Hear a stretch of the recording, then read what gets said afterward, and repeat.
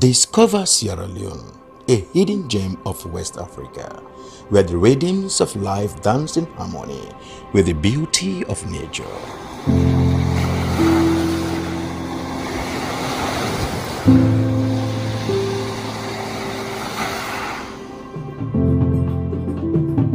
Feel the heartbeat of our culture in every beat of the drum, in every step of the dance.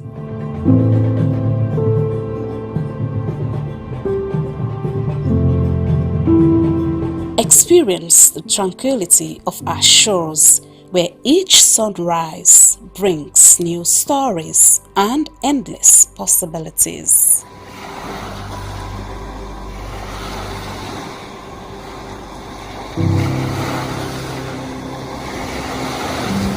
Immerse yourself in the vibrant tapestry of our daily life, where every color tells a tale and every face a friend.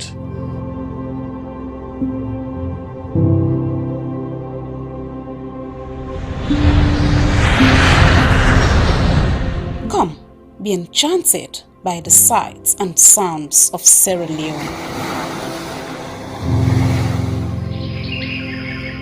A place where your adventure awaits And memories are made.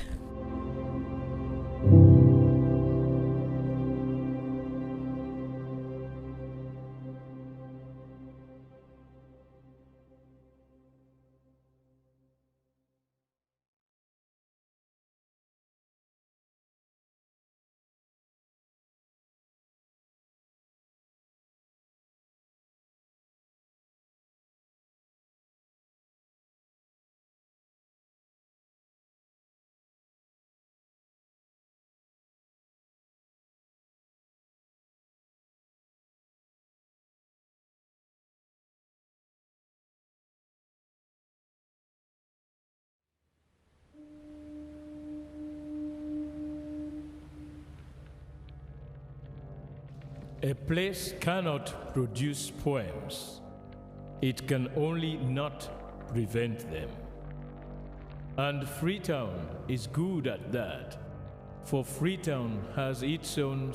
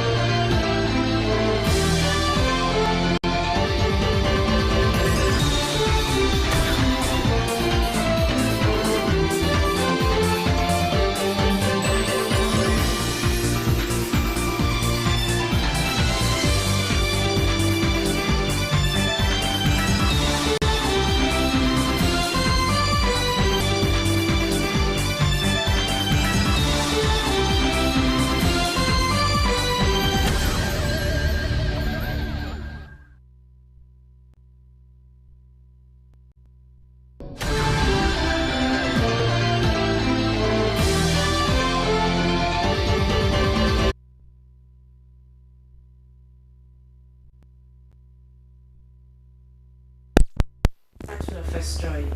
President Julius Maada has welcomed the Prime Minister of Senegal, Ousmane Sonko, to State House in Tahil, Freetown. This is Prime Minister Sonko's first official visit to Sierra Leone since he took office. Our State House correspondent, Amos, has the report. President Julius Maada received Prime Minister Sonko with full honors at State House. The two leaders held a closed-door meeting focused on strengthening bilateral ties. President Bio said Sierra Leone and Senegal share history, culture, and values and must now deepen cooperation. We have great potentials between our two countries, but we have not used the synergy which can flow from exploiting those possibilities, so that we can, within the region, maybe 700 kilometers away and 1 hour by air, use that to the benefit of our people. So this is intentional, this is deliberate, and this is an attempt to link the two countries so that we can enjoy the potential we have in Africa. So I'm very delighted, Mr. Prime Minister, to receive you. This is home, and feel free to come back any day, but there are a lot of things that we want to explore. Prime Minister Sonko praised President Bio's leadership and pledged stronger collaboration between the two countries. Au Sénégal, en tout cas, la doctrine qui a été impulsée par le président c'est une doctrine visant à prioriser d'abord et avant tout nos relations intra-africaines et au sein de cette relation intra-africaine, nos relations avec les populations de la sous-région. The doctrine, philosophy that has been promoted by your colleague, the President of the Republic of Senegal, is that of inter-Africa relationship, especially with focus on the relationship within the West African region. Sierra Leone and Senegal are neighboring West African countries with shared goals in peace, democracy, and development. For Slbc TV News are in Freetown. Amos reporting from State House.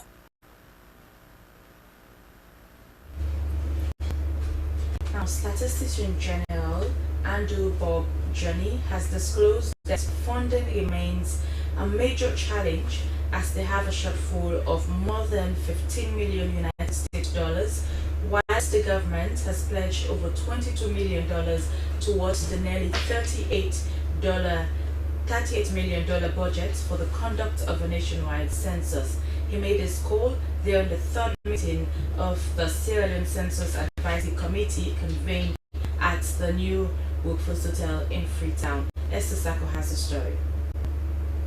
The Census Advisory Committee is charged with coordinating ministries and partners and transcending political and regional divides, reviewing progress for the success of the population and housing census 2026. Updating the advisory committee, the Statistician General Andrew Bob Johnny, while providing an update, said a dedicated census fund had been created, legal frameworks and coordination structures were now in place, and expert consultants had data to be validated and accepted for international platforms and frameworks, and for it to be used by other people for international comparability.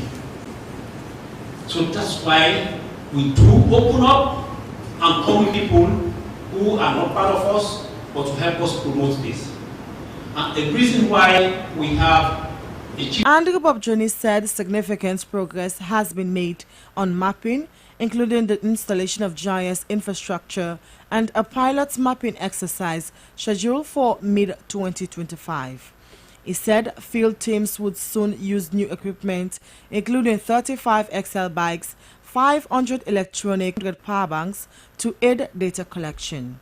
However, the Statistician General noted that funding remains a major challenge as they have a shortfall of more than $15 million remain towards the nearly $38 million budget, highlighting an urgent need for development partners' support. Census is an expensive process. The government alone cannot undertake it. That is why we involve donor partners to subscribe to it, because at the end of the day, we all have to use it for our programmatic, interventions and running out our activities according to the mandate of our various embassies or whatever it is.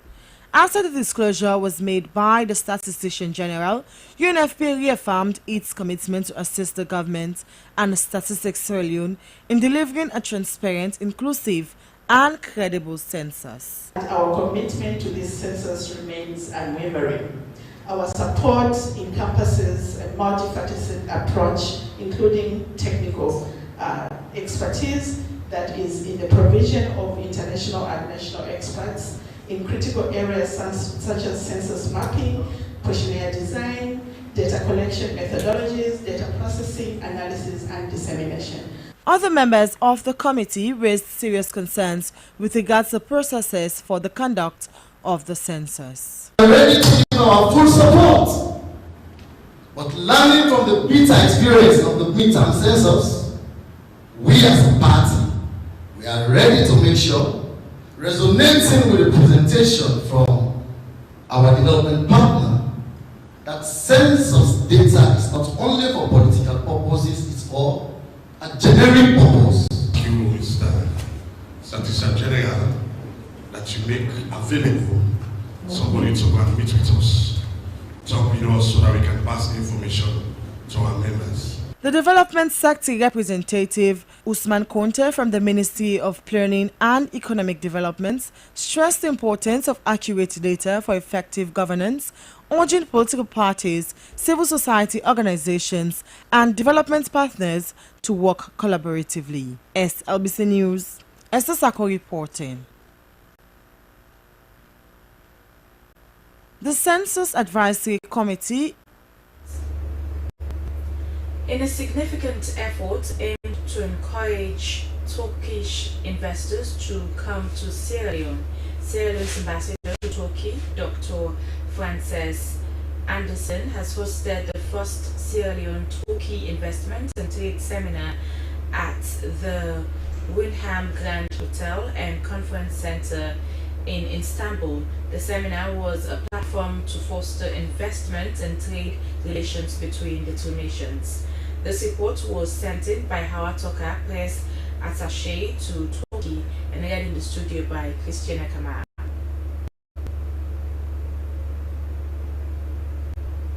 The ambassador expressed her excitement about the potential for investment in Sierra Leone by highlighting the country's growing attractiveness as the destination for business, emphasizing the presence of international companies and small to medium enterprises. According to Dr. Frances Virginia Anderson, Sierra Leone was rapidly becoming an attractive destination for investment and trade, noting that the seminar would represent a unique opportunity to explore the untapped potential of one of Africa's most promising investment destinations. Ambassador Anderson also outlined the Big Five game changers, which include agricultural transformation, free quality education, youth employment schemes, infrastructure development, and technological advancement.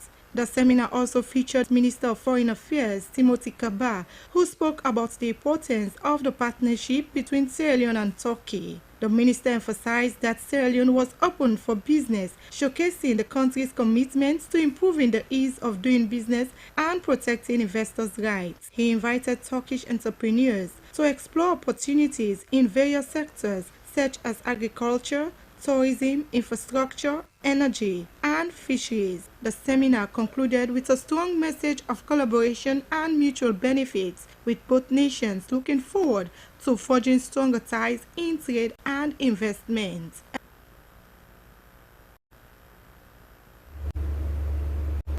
The Sierra Leone FinTech Forum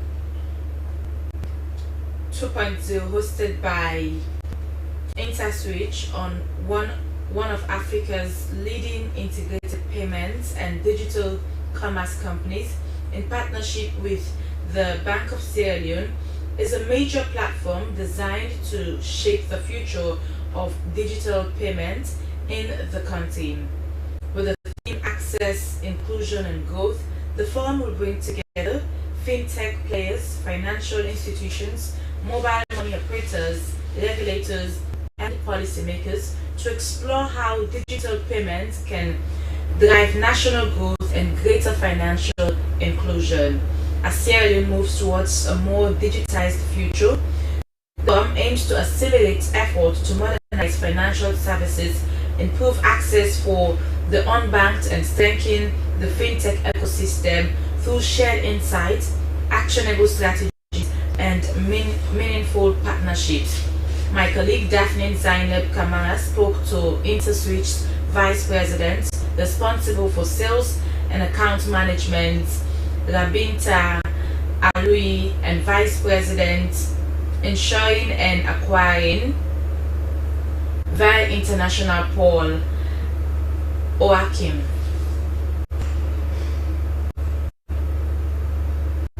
We have over 2 decades of experience with respect to building technology infrastructure across Africa.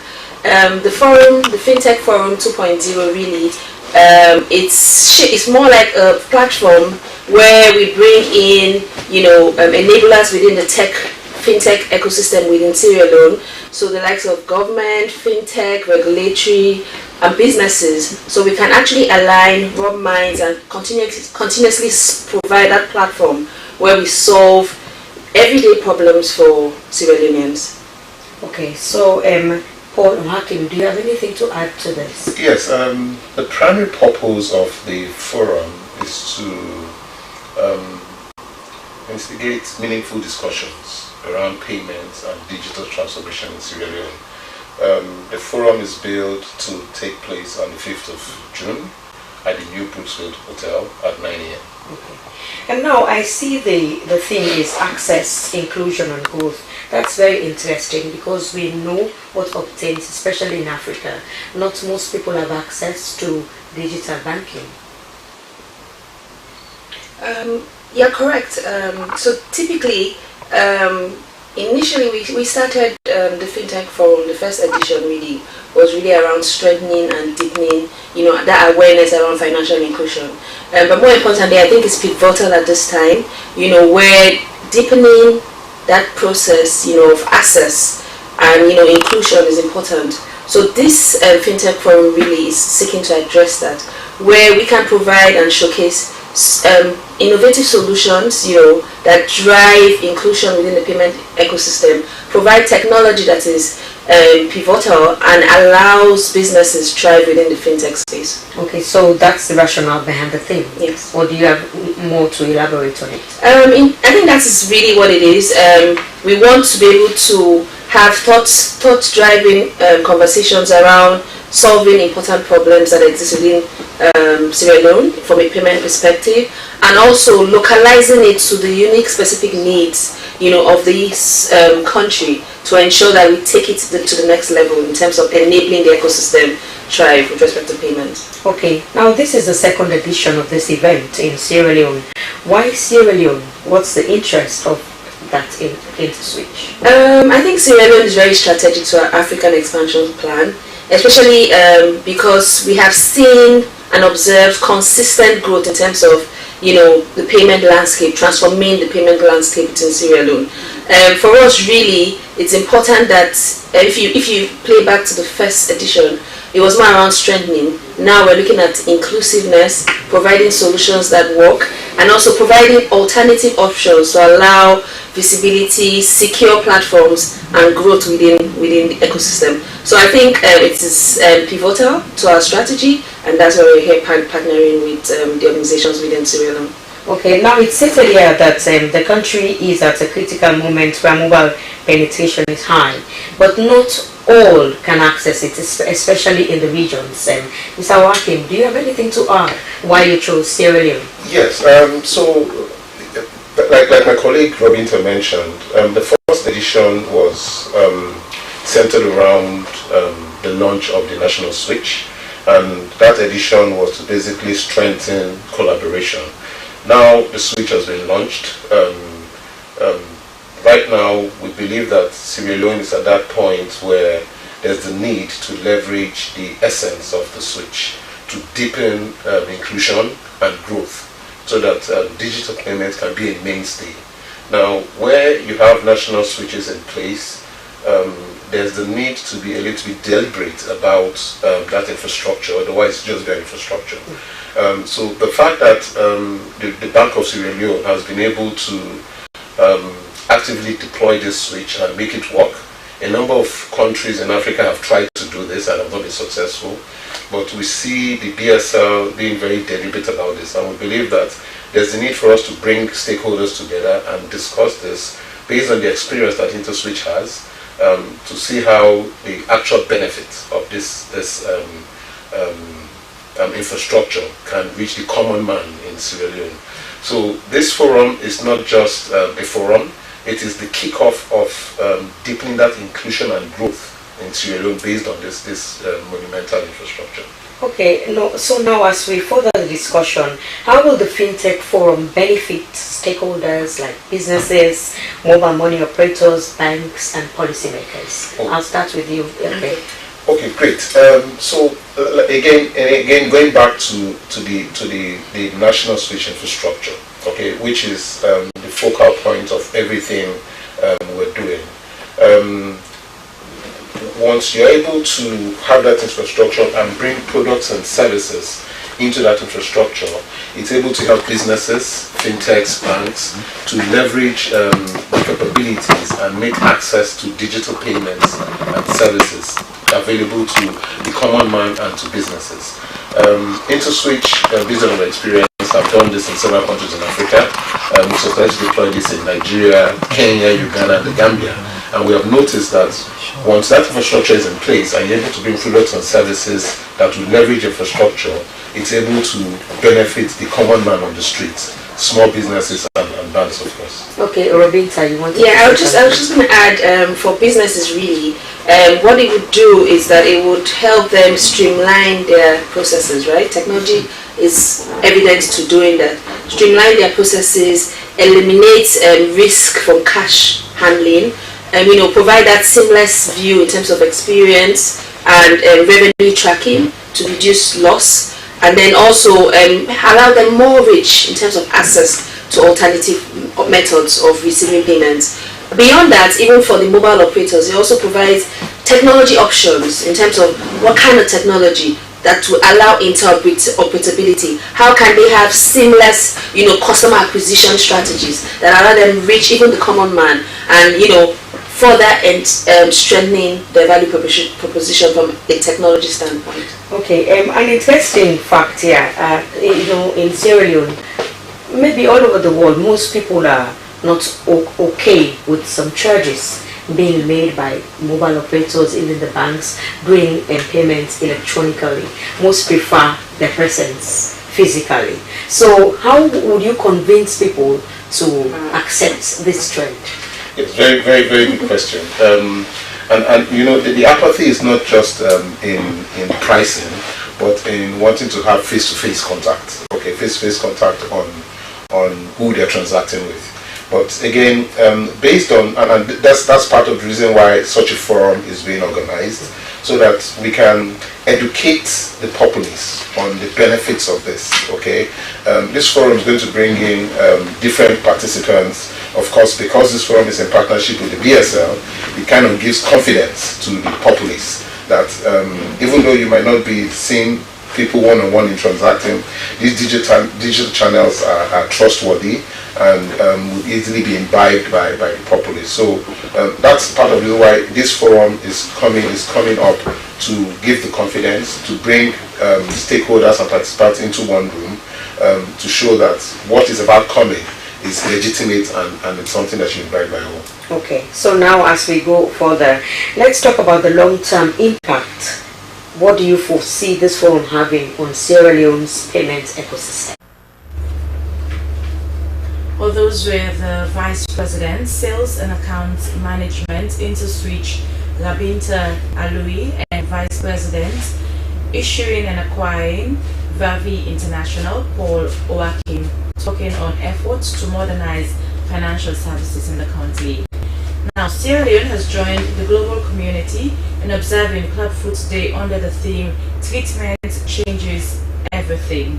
The observance highlights the importance of early detection and treatment of clubfoot, a condition that affects newborns and can hinder mobility if left untreated. At the Aberdeen Government Hospital, Aminata Fofana visited the facility where children under the age of 5 diagnosed with clubfoot are being treated.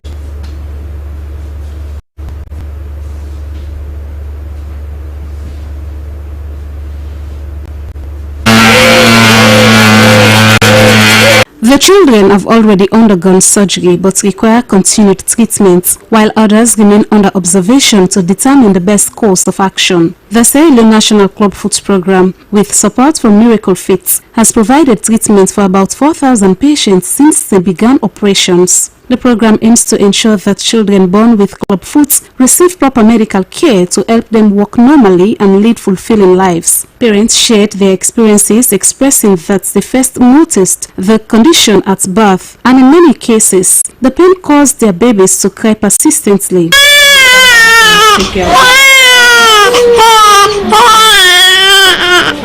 They, however, thanked the National Clubfoot Program for providing free treatment for their children that eventually made their children to walk like any other child. I can't see the foot. Now I say this is not talking about foot. I say this is the whole up with her. I say not going to work a fine. I say and that's ended. I say you don't turn alley cap. Now I say I can't go in a clubfoot. So now that I can. Now this hospital also. They show the kind boots we go, then Timberland boots, then boots we go straighter. So we wear the boots, wear the uniform safe. And the boots where they go school, they want foot, now you can get shoe, the other foot in a cars, now so we come now tell what thinking now, done better. Psychosocial and Outreach Coordinator at the Sierra Leone National Clubfoot Program, J.A. Sivali, emphasized that clubfoot is one of the few disabilities that has a guaranteed treatment once diagnosed early. He explained that the treatment process begins with assessment and identification of the severity of clubfoot, followed by a structured care plan that includes therapy, medical shoe bracing, and surgery when necessary. Sivali further noted that clubfoot is more common in boys than girls. Yes, it is free, totally free. It's free, but somebody is paying for it. For us here, Miracle Fit is paying for the treatment supplies because they are providing treatment supplies, paying the other staff that government is now paying. Government is also doing funds because here as a government institution, it's an hospital, and it's under the under 5 treatment because these children are under 5. So we have to source out funds for it to be free.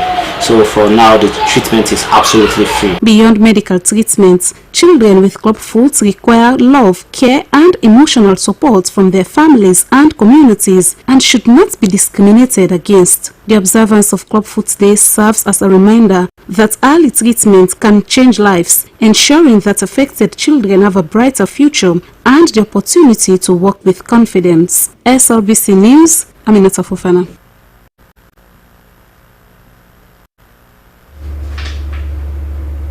You're still watching news from the Sierra Leone Broadcasting Corporation in Freetown. We continue with more stories. In an initiative to combat the rising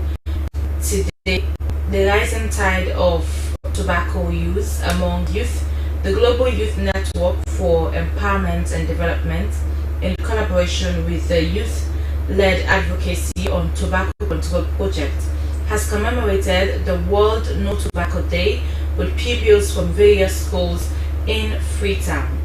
This year's theme, unmasking the appeal, exposing industry tactics on tobacco and nicotine products, aims to educate pupils about the dangers of tobacco and nicotine consumption. The event also marks the launch of the anti-tobacco school clubs in 12 schools across Freetown, empowering students to take a stance against tobacco use in their schools and communities. Esther and Kenema witnessed the event and filed this report. The event, which was held under the theme Unmasking the Appeal, exposing industry tactics on tobacco and nicotine products, aimed to raise awareness among young people about the risks associated with tobacco and nicotine products. The program brought together pupils, teachers, and stakeholders to commemorate World No Tobacco Day and raise awareness on the effects of tobacco and nicotine addiction on their health, education, and future. According to the National Advocacy Coordinator, AMEF Health Africa, Jimmy Boykoka, the initiative seeks to equip young people with the knowledge and skills needed to resist the allure of tobacco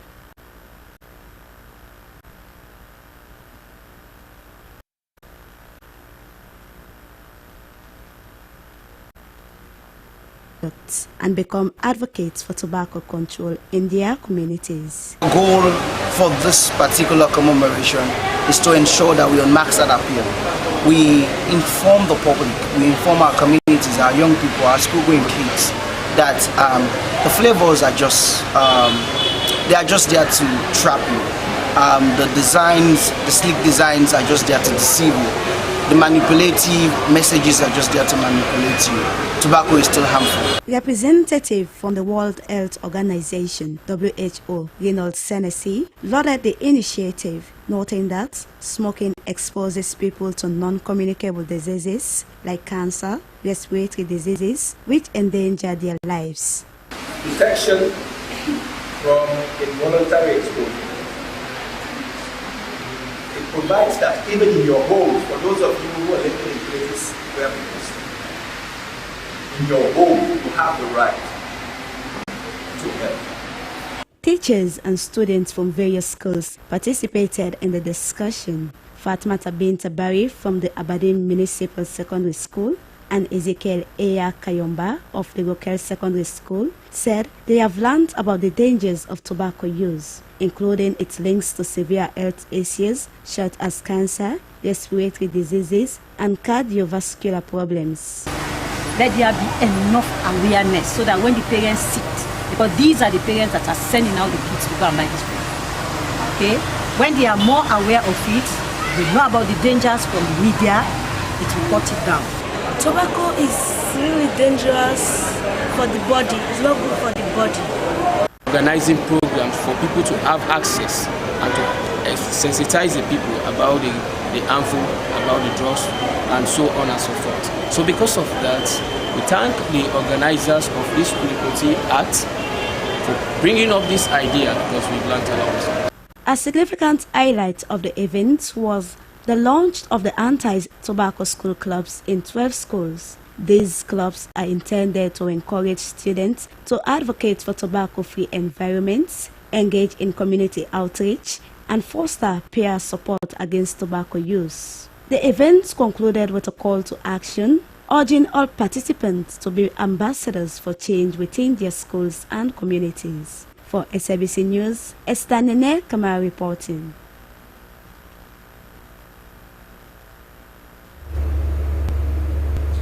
Government has placed nutrition as a central pillar of its development agenda. This statement was made by the Vice President, Dr. Mohamed Julde Jallo, at the New Bookfist Hotel during the commemoration of the first anniversary of the Pediatric Association of Sierra Leone on the theme Breaking the Cycle, Ending Childhood Malnutrition in Sierra Leone. Has the report.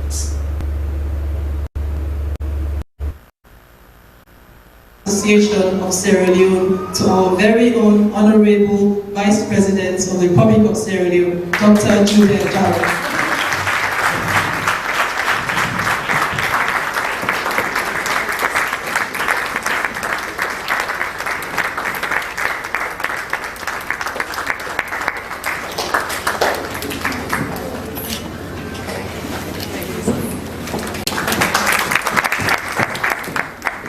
The Vice President said the Big Five and Human Capital Development agendas reflect the commitment by government to placing nutrition as a central pillar of its development agenda. He alluded to the introduction of multiple micronutrient supplements for pregnant women nationwide and launch of the domestic budget support. Dr. Mohamed Julde Jallo described malnutrition as one of the most urgent development challenges of recent times, and the index at both global, regional, and national levels speaks to that reality, adding that 45% of all child deaths are linked to undernutrition.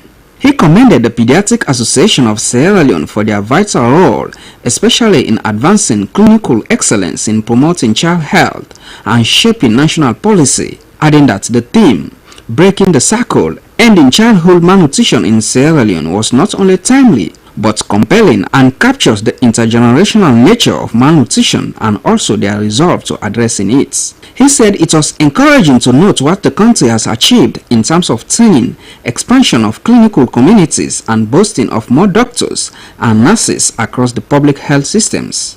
The Deputy Minister of Health, Dr. Charles Senesi, praised the efforts of the Pediatric Association in complementing the work of his ministry in addressing some of the health challenges in the country. He said he was pleased that the association visited Kube for their outreach clinics, which he said was great. President of the Pediatric Association of Sierra Leone said the association and societies around the world play a crucial role in advancing child health, adding that their vision is quality health care for all children in the country.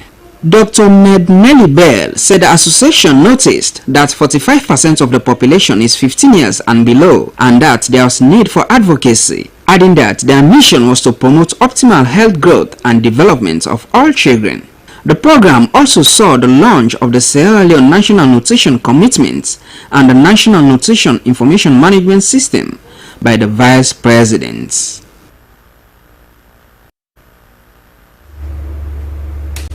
In a bid to address urban migration problems and to imbibe the culture of extensive research, especially within universities, Sierra Leone Urban Research Center has launched a book that seeks to promote sustainable urban planning through research.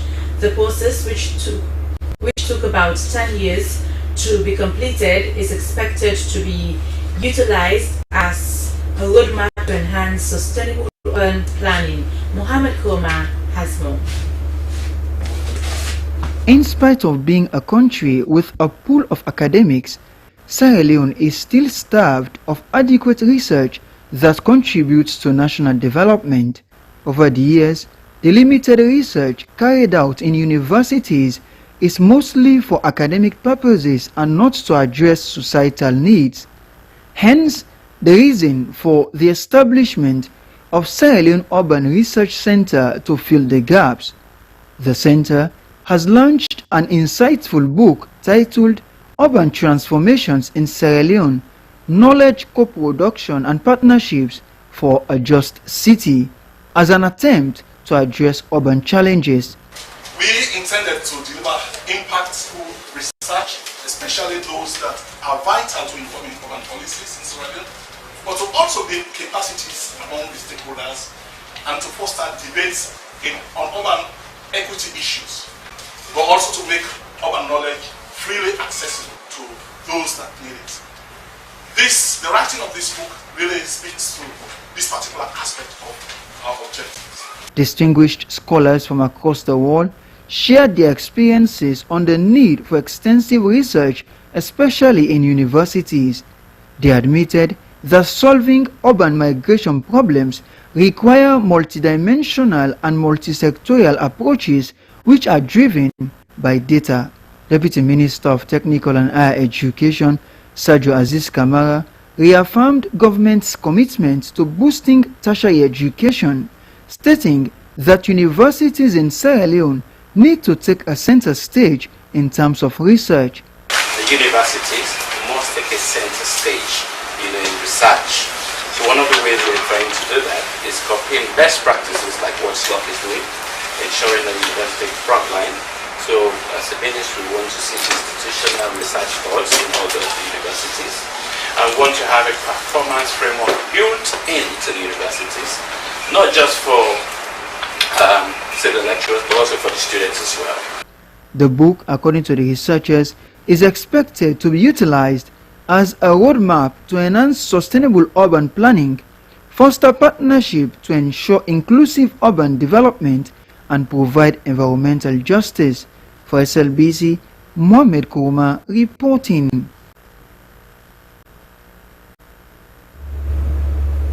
Now it has been confirmed by authorities that 2 people died during the 3-story building that collapsed on Sunday at Pentagon Kamayama Lumley. One of those killed was the contractor himself, who later took over the construction after the first contractor had abandoned the project over safety concerns. Suleiman Babaturi has the story.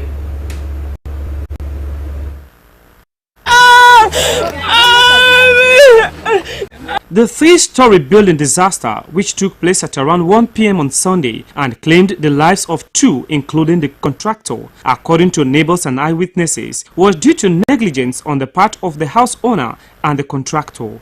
They said that even after advice from people in the community and the previous contractor, who later abandoned the project, the owner went on to erect another 2-story on weak and tiny pillars. The reason for the house collapsing, and according to the structure of the house, and the contractor doesn't work well, and we as attendants sometimes we came out and tell the contractor, hey, this house is not too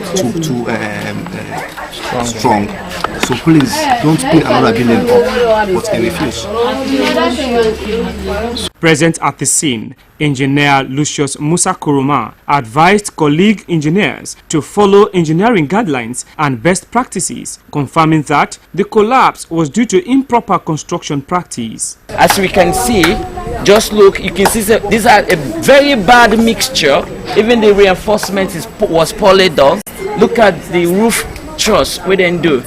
Poorly done, there is no engineering principle. There has to be calculations. Those calculations, they come with the design, and you have to follow those designs to even reinforce your floor, your columns, your beams, all the structural elements of the structure. Responding to the disaster on her Facebook page, Mayor of Freetown, Yvonne Akisoya, urged the central government to institute building regulations, effective building permit regimes, and land use planning. She stated that it was government's mandate to ensure that the factors leading to building collapse were addressed and the risk reduced. Chairman, Disaster Unit, Freetown City Council, Councillor Unisa Kamara said, although it was not under their mandate, they would work with the Ministry of Lands and other disaster-related institutions to address such menace in the city. I don't witness so many of them here since last year.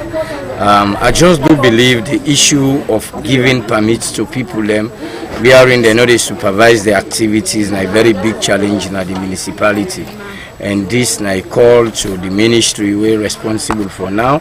Say it's not about giving permits to people, but also let them supervise some of the activities that people they do. Even though there were no officials from the National Disaster Management Agency at the time of the visit, the community people commended them together with the military, city council, and other institutions and organizations that played a vital role in responding to their urgent call. SLBC News, Sulaiman Babatue reporting.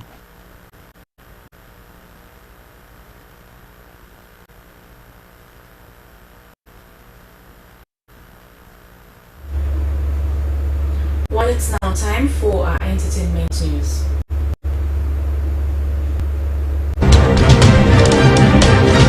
Hello and welcome to another exciting edition of Entertainment News with me, Abdul Masari.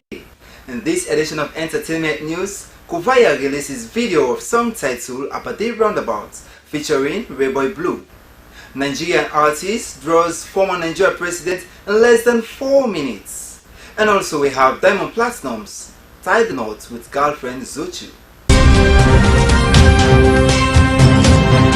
A promising young talent, Kuvaya, a winner of Rap Rampage Season 2, released his first single after his crowning. The song is titled Abadi Roundabout. This is a king song because he featured the winner of Rap Rampage Season 1, Rayboy Blue, another young hardcore rapper. The video is superb and as expected, bars on point. Of course, it's about one of our popular places in the capital, Freetown. Let's watch. I make promise, you not able for keep. Baby go vex. Now start a war, you not able for win. This the jungle, so now on something, you not able for kill. Younger than 60 degrees. Take all the wealth, jogger and go to reach now. We know the play, better than shop with this. Indeed classic. Keep it up, guys. Now, art is another powerful tool used to keep records, tell stories, and reflect culture as it stimulates creativity. That was seen during ECOWAS Golden Jubilee as a Nigerian artist drew former Nigeria President General Yakubu Gowon in less than 4 minutes. Here is the story.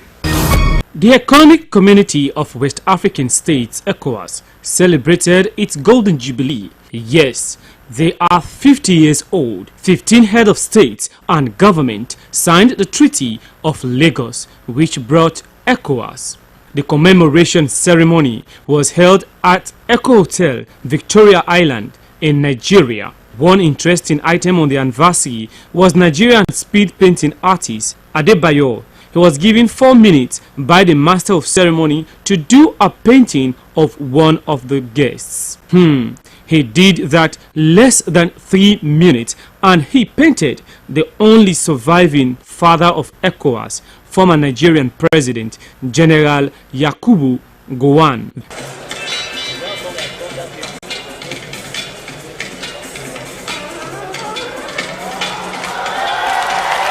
There was a dance drama by the National Troupe of Nigeria depicting the different countries in West Africa.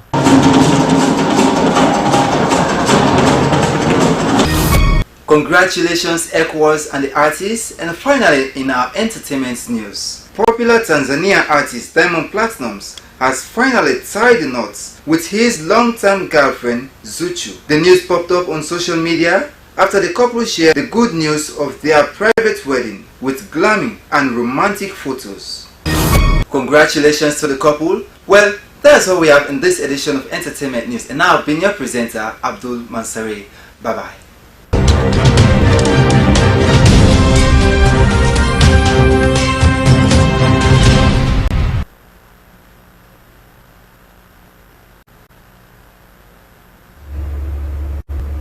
Many thanks to our entertainment desk for that update. Let's now find out the latest in sports.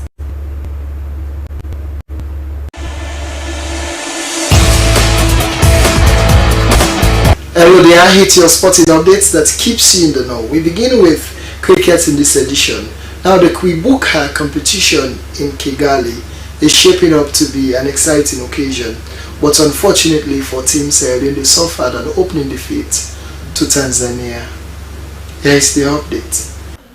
The Kwibuka Women's T20 Tournament 2025 kicked off with a commanding performance from Tanzania women's team, who defeated Sierra Leone by a resounding 105 runs in a league match at the Gahanga International Stadium. Tanzania women hopped in to bat first after winning the toss, set a formidable target for Sierra Leone. The encounter was highlighted by an exceptional batting display from Nima Justin Pius, who scored an impressive 62 runs off just 10 balls, boasting a striking rate of 124.19.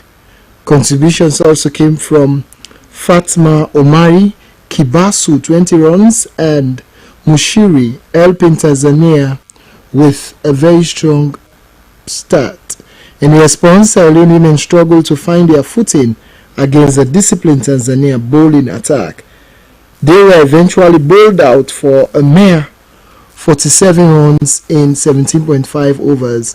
The chief performer of Sierra Leone's collapse was Fatma Omari Kibasu, who followed up a batting contribution with a brilliant bowling performance, picking up a 4-wicket for just 6 runs in 2.5 overs.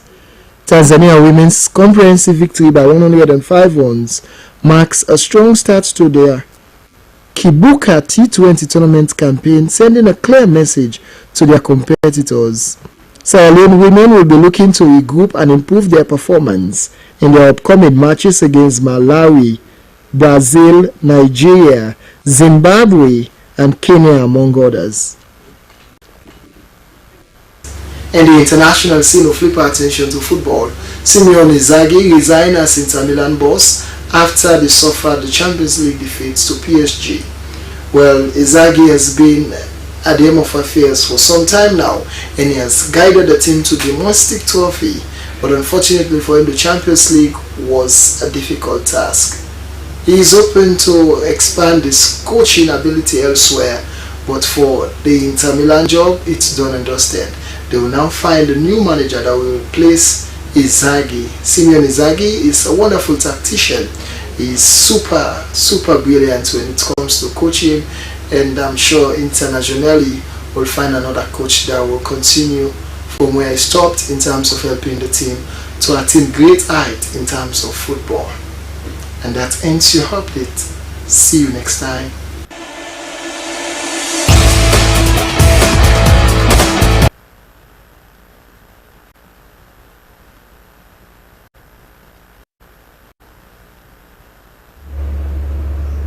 Hi, many thanks to Abdul Kabir for that update, and that's all we have time for in this edition of News Hour from the Sierra Leone Broadcasting Corporation in Freetown.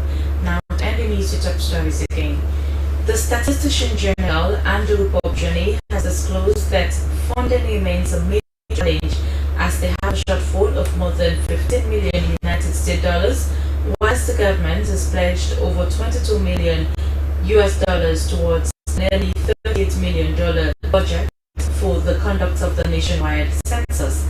Sierra Leone has joined the global community in Clubfoot's Day under the theme "Treatment Changes Everything." The observance highlights the importance of early detection and treatment of clubfoot, a condition that affects newborns and can hinder mobility if left untreated. And Sierra Leone Urban Research Center has launched a book that seeks to promote sustainable urban planning through research. The insightful book, titled Urban Transformations in Sierra Leone, Knowledge Co-Production and Partnerships for a Just City, was an attempt to address urban challenges in Sierra Leone.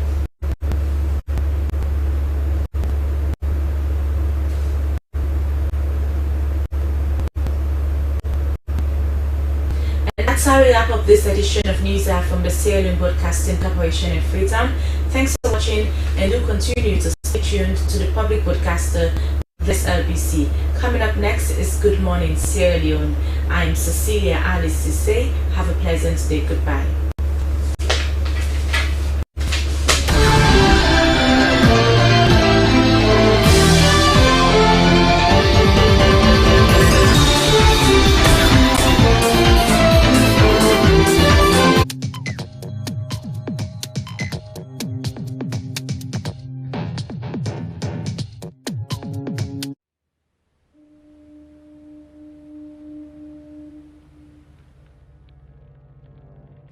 A place cannot produce poems. It can only not prevent them. And Freetown is good at that, for Freetown has its own sudden elegances. People are slow to leave it, quick to return. And there are others who come for a year or two and stay for a lifetime, sensing that they found a city that is in the world, yet sufficiently on the edge of it to have a different resonance. Let me tell you something about this city. All of us, we're all just passing through, and we've all been here forever.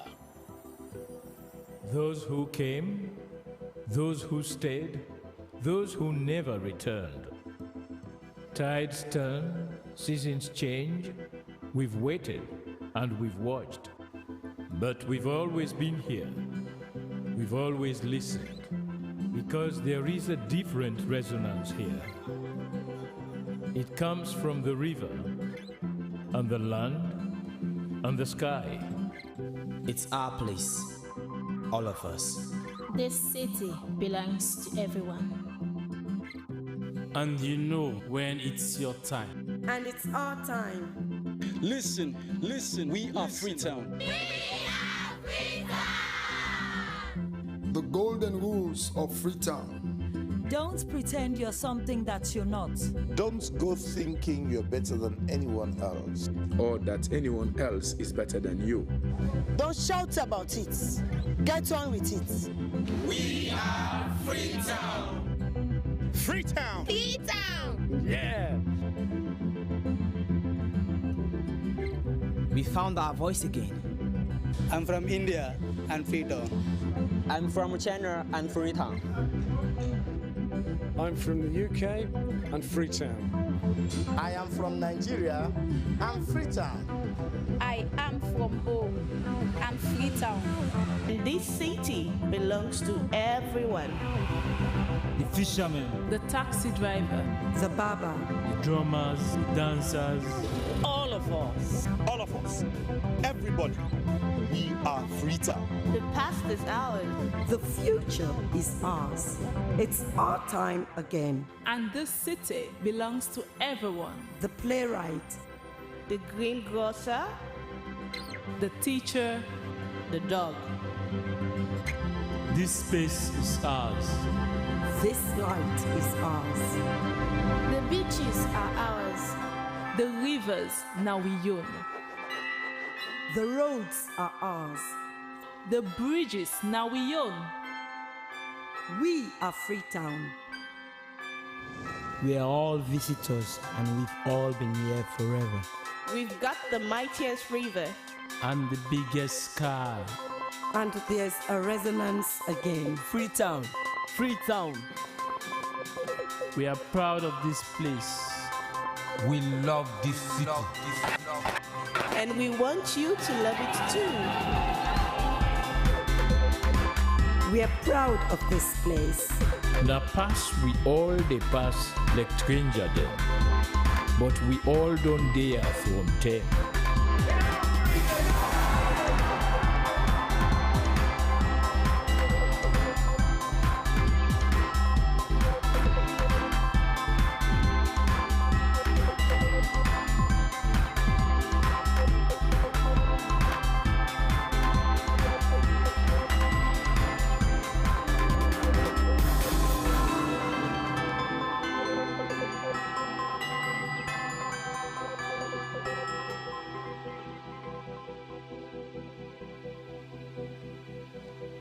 Come here, and you'll feel it, that end of the line sense of freedom. Say yes to Freetown. Say yes to freedom.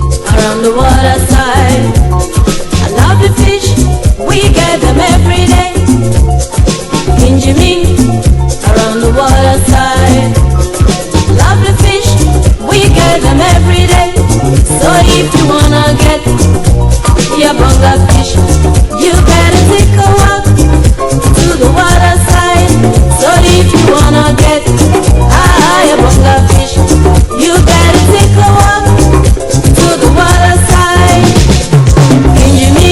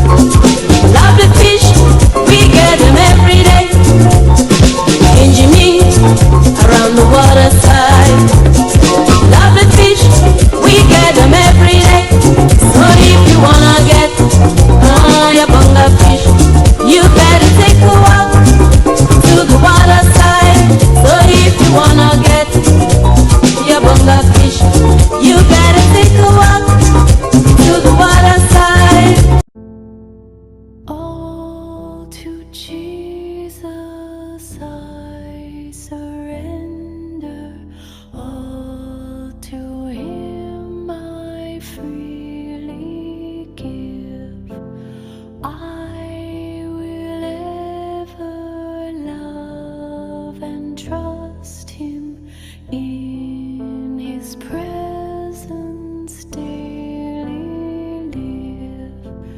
I surrender all. I surrender all to Thee, my blessed Savior. I surrender all to Jesus. I surrender humbly at His feet I bow. Worldly pleasures all forsaken, take me, Jesus, take me now. I surrender all. I surrender all to Thee, my blessed Savior. I surrender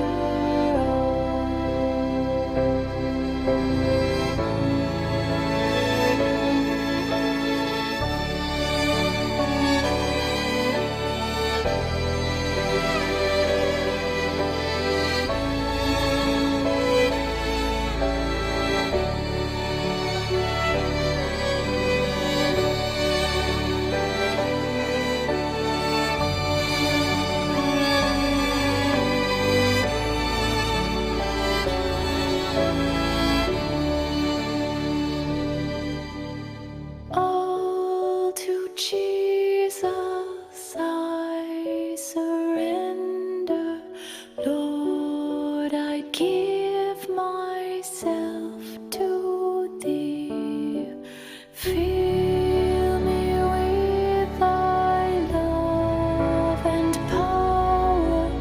Let Thy blessing fall on me. I surrender all. I surrender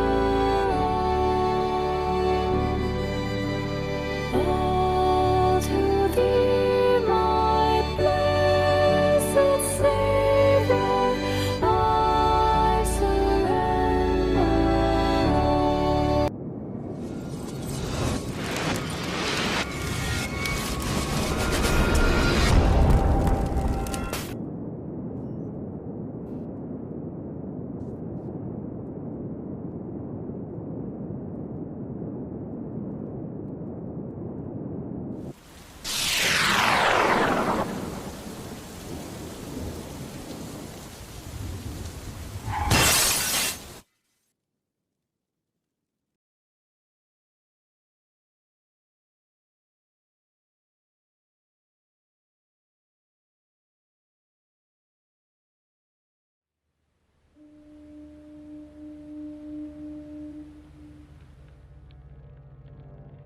A place cannot produce poems. It can only not prevent them. And Freetown is good at that, for Freetown has its own sudden elegances. People are slow to leave it, quick to return. And there are others who come for a year or two and stay for a lifetime, sensing that they found a city that is in the world, yet sufficiently on the edge of it to have a different resonance. Let me tell you something about this city. All of us We're all just passing through, and we've all been here forever. Those who came, those who stayed, those who never returned. Tides turn, seasons change. We've waited.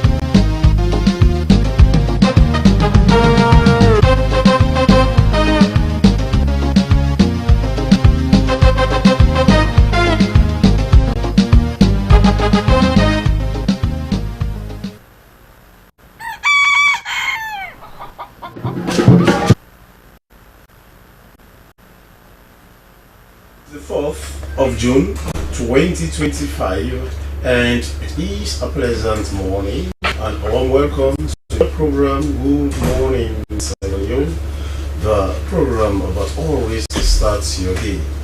I am Sheku Smiler. And I am Francis Bernard.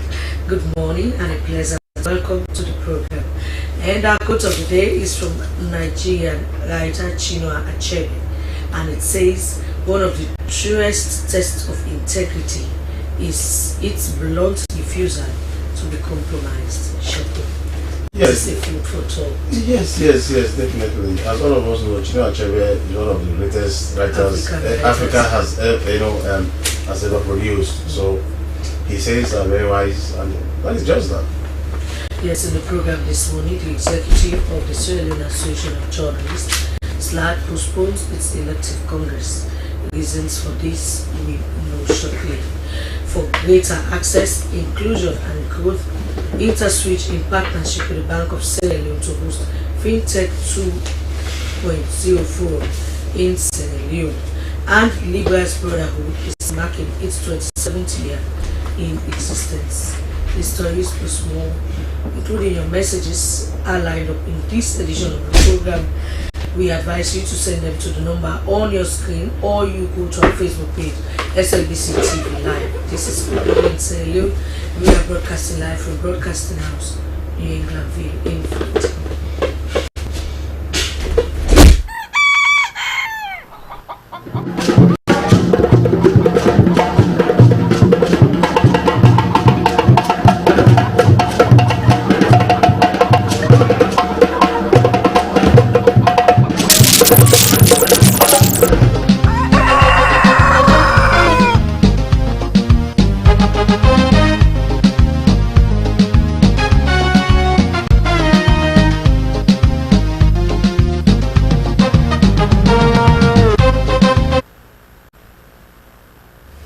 We are back, and the program you're still watching is Good Morning Sierra Leone, live from a broadcasting house near New England Ville in Freetown. Well, before going to our first guest, I must remind all of us that we are still in a very poignant situation. We are very sad for the loss of one of our best, David Williams, whose mortal remains will be laid to rest on Friday after a befitting funeral service. But that is it. We are still in a very sad mood. As all of us know, a time like this, a very poignant one for everybody, especially when you've lost somebody who was so dear. David was not only dear to the SLBC, he was a darling of many people. You know, he was able to win many hearts, and that is the man we are mourning as we continue our daily work here at the Broadcasting House in New England Ville in Freetown. However, we start with the first item. The executive of the Sierra Leone Association of Journalists, SLAD, has postponed its elective congress as scheduled for the 6th to the 7th of June 2025, slated for the 13th and 14th of June 2025 at the same venue and time. The venue and time has not changed, which is at the Bintumani Conference Center. The president of the Sierra Leone Association of Journalists, Ahmed Sahid Nasrallah, said the decision has been necessitated by the expectation that on Friday the 6th of June 2025 is the celebration of the Eid al-Adha and will be declared a public holiday. The executive, in consultation with Slbc Electoral Commission, Slbc, has agreed to this change to create or to ensure a smooth and inclusive conduct of the Congress. Well, for more on this, we have the Financial Secretary of the Sierra Leone Association of Journalists, Slbc, Mohammed Kone. Good morning, Mr. Kone, and welcome to the program. Good morning, Sheku, and thank you for having me. Now, what does this mean? Because as all of us know, altercation in every electoral calendar, will bring some probably misconceptions, probably campaign for elective position is not easy. Resources have to go, financial and otherwise, time, as the case may be. Now the election or the elective congress has been postponed. So how does that actually affect the entire process? Thank you very much, Sheku. Yes, from your introduction and from the allusions, it's true that for every postponement you must have some issues. Some can be good, some can be bad. But it's more time for the candidates to campaign more to their colleagues so that they will vote for them. But are you sure? Are you sure they are in agreement with this postponement? They are entirely happy. They are satisfied with that particular postponement. Well, as I told you earlier, it has to do with resources as well. Definitely. Nobody. I mean, even as executive, we want to done with this election. We want to done with this AETN, for the simple fact that we are having so much pressure on us regarding this election. But with the events that were took us, there is no way we could have gone with these elections. For the fact that Friday the 6th will be a public holiday, so it's like for the Muslims, and most of our colleagues, most of our members are Muslim. They have to go for prayers. But again, another event that has to take place on this very Friday, when the conference will have started, has to do with the burial of our own colleague. I mean, we saw all of this, and there's no way we could go ahead with all of this based on the events that. But that was not mentioned. Yes. That, because if you really knew it was as important as probably the public holiday, you should have mentioned it. So let me also. But you did not mention it. No, there is no way we're going to mention this one. Let me say this. In the first place, when we had that the Friday 6th June would be a public holiday, we had a meeting that yes, Friday prayers would be around 9:30, and by 10 all of that will have done by that. Then we are thinking that let's have the conference on that very Friday. Let's have the conference on that very Friday, whereby maybe we'll start at 12 midday or 1 midday. Again, just as we are putting this press release together, we have put the press release together, we had that David remains will be buried on that very Friday. And again, we will not. There is no need to put all of that into the press release, but thinking of the activities that will take place on this Friday, we thought it fit that there's every need for us to postpone the election. So again, let me also say this: we had also wanted the trial to go on Saturday and Sunday, but we are also advised by legal practitioners, legal people within Slbc, that Sunday is not an official day. So if we have any activity, because Slbc is a company by guarantee. Slbc is a company, registered company by guarantee. So it can be sued and can sue. Yes. So if we had the trial on Saturday and Sunday, anybody can sue Slbc, and we don't want that. That's the more reason why it was postponed. And this was done in consultation with Slbc and in consultation with our legal people, and informing. So legally advised. Because I don't know, but does that law apply to only companies limited by guarantee or it is just a kind of a common man understanding. Because the thing is that if you look at most of those international meetings, even the UN, the AU, ECOWAS, most of those meetings end on Sundays. You understand? So I don't know. Anyways, that is an excuse that has come from Slaj. Huh? It's not an excuse, Sheku. It's not just an excuse. Sunday is not an official day. Yes, we know. So there is no way we could have a conference on Sunday, especially the elections, because the election was supposed to hold on the 7th, and if we are push the Congress to hold on Saturday and Sunday, then it means we could have the elections on Sunday, and there is no way we could have the election on Sunday. We had wanted to have the elections on either Tuesday next week, but it will be unfair on us again, because don't forget that once the vote is either 72 or 8 hours at least, and Sunday is not an official day. So if we have called election for Tuesday, then there could be every tendency that we are also infringing on the Corporate Commission Act. So, Colonel, let's look at activities. Sheku was just saying this postponement must affect some other arrangements. Definitely. For example, Swasa, we have a football gala, to a one-day football activity. To we called it as one Slaj gala, a cooling off activity, which was supposed to take place on the Thursday.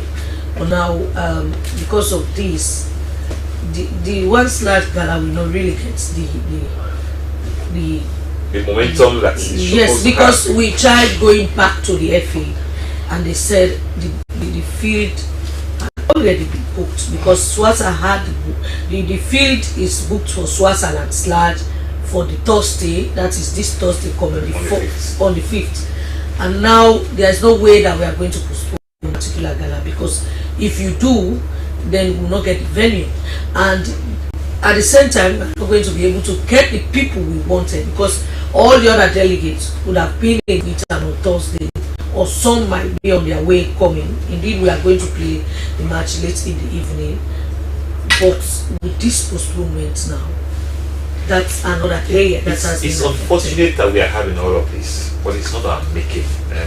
As I told you earlier, all of us in the executive want to have this kind of once and for all. So postponing it was not a juicy thing for us. I mean, it's nothing that we all wanted. But this is something we did not envisage in these dates when we announced the date. Mind you, these dates have been pronounced since way back in December, just after our AGM in Bo. But this is what we have to do. There's a public holiday, and there are also events that are taking place on that particular day. So there's no way. But again, it has also affected other colleagues. There are colleagues that are in college who are going to start their exams on the 9th. And I mean, if we are having the AGM on the 6th and the 7th, they will have been here to attend. But now, most of them will not be able to come, because they will be having their exams. Their exams are starting on the 9th. So I mean, it's a kind of situation that we find ourselves, which is not our making. But are there arrangements for early voting? Yes, because otherwise they are going to be disenfranchised. I don't think it will be anything about anybody who like nobody. No, yes, that is the question. Are there arrangements for early voting? That is why, for those who will not be coming, they will have the proxy vote. The proxy vote is an early voting system, which you vote because you will not be able to come. So you have to vote. You have to use the proxy vote to vote. But the thing is that you had already identified those who are going to be part of the proxy voting. You had already identified. Yes. So what now you are making is an ad hoc kind of arrangement, because now you know these guys will be exams. Yes, definitely. The proxy vote takes 72 hours, or at least 48 hours. So you have all that time. You will not be sitting your exam for the rest of 72 hours or 48 hours. You must have a time. So during that period, you could use that period to have your proxy vote and send to the electoral commission. Members in the regions must have paid their delegate fees, definitely. And they are not coming. So what will happen? Definitely, that is transformed into their dues. No. Are you going to do reform? No, we are not going to do any reform. I mean, that's your own contribution to Slaj. There is no way going to do reform. But the delegate fee is just a minimal fee. I don't want to. That might be minimal for you, but not for the other people. Yes, but I mean, this is your own contribution. I mean, it's like you have been contributing. So now that you are saying this, we will not be surprised if we have another election and some members refuse to pay their delegate fees, referencing this money that they have paid. Will you be prepared for that? We are prepared for that. Basically, what I would say, this is your own contribution to Slide. I mean, this is not much. Thinking of what Slide continue to do for you, I mean, we advocate for our members. No, but that money is not meant for donation. They gave you the money for a purpose. That is for their delegates' fees. Yes, and if they are not coming, then their money should be refunded. No, we know. And you don't force them to give to Sludge when definitely what they wanted to do. Definitely, based on what we've seen, I'm not sure we will have too much of them. We just have few of them that will not be coming. So basically, what we are doing in this aspect is just to talk to them, to bear with us, because it's not our making. It's a minimal fee for delegate fee, so that is not much. Our they will vote anyways. They will vote. Yes, they will vote. That's good. They have the right to vote. Alright, okay, Kone, thank you so much. And we also print their tax, which is also part of their the tax because of their collections in their probably in their homes. Yes. And it was okay. Thank you so much. I'm this Mohamed Kone, a financial secretary of Slash. Well, to be also reminded or to be informed, Kone is going unopposed. So his question is not contended or contested. So he's going unopposed. He's gone unopposed already. Okay, this is Good Morning Sierra Leone, and we invite you to participate by sending your comments and fuse to the number on the screen, or you find us on our Facebook page, Slbc TV Live. We were just talking to Mohamed Kone, Financial Secretary for the Sierra Leone Association of Journalists, as they refer to themselves as the last man standing. The last man standing. You have to explain to us why. Definitely, I will. We continue with the program, and now we go to something that has to do with health. Community engagement is visibly reshaping Sierra Leone's response to mpox. Since the first confirmed case in January 2025, health workers and mobilizers have been moving steadily through affected areas, bridging information gaps, building trust, and helping people understand how to protect themselves and their families. Also, the Sierra Leone Expanded Program on Immunization (EPI) launched a national mpox vaccination campaign with 61,300 doses, prioritizing frontline health workers and high-risk communities. The campaign by the Ministry of Health and various partners including WHO, UNICEF and Gavi aims to contain the mpox outbreak and protect vulnerable populations. The campaign utilizes the MVA-BN mpox vaccine. Well, for more on this in the studio this morning, we have Andrew K. Kemo, and he is M&E Officer EPI, Ministry of Health. Good morning, Mr. Kemo. Welcome to the program. Good morning, and thank you for inviting me. So explain to us the state of vaccination now, because you have some vaccine. I think 61,300 in the country. Am I right? 61,000 is the figure correct? So actually, when we had the outbreak, as usual, we had to express interest through Gavi, our biggest donor partner, for provision of vaccines to respond to the outbreaks. By their standard, yes, we applied for about 61,000 doses. What we have received so far in country is 58,300. Okay. That was what we received. We are expecting the remaining doses that's possibly coming through Irish Aid, about 3,000 or so, to round up the number to 61,000. So 61,000, let's talk about the total number that you are expecting. 61,000 as compared to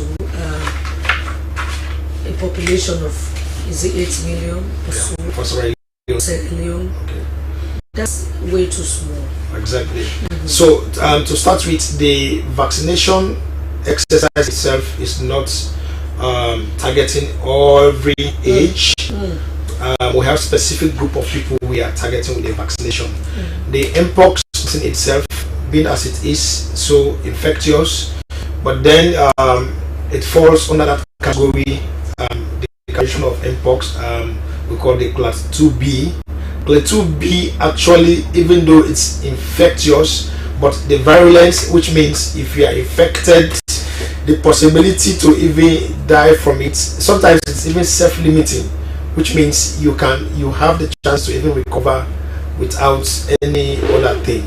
Yeah, so we really want to target. I'm coming. So quickly, you are talking about that, so we need to let people understand some of those words that you're using. Okay, so you've asked about the doses of vaccines received compared to the population at risk.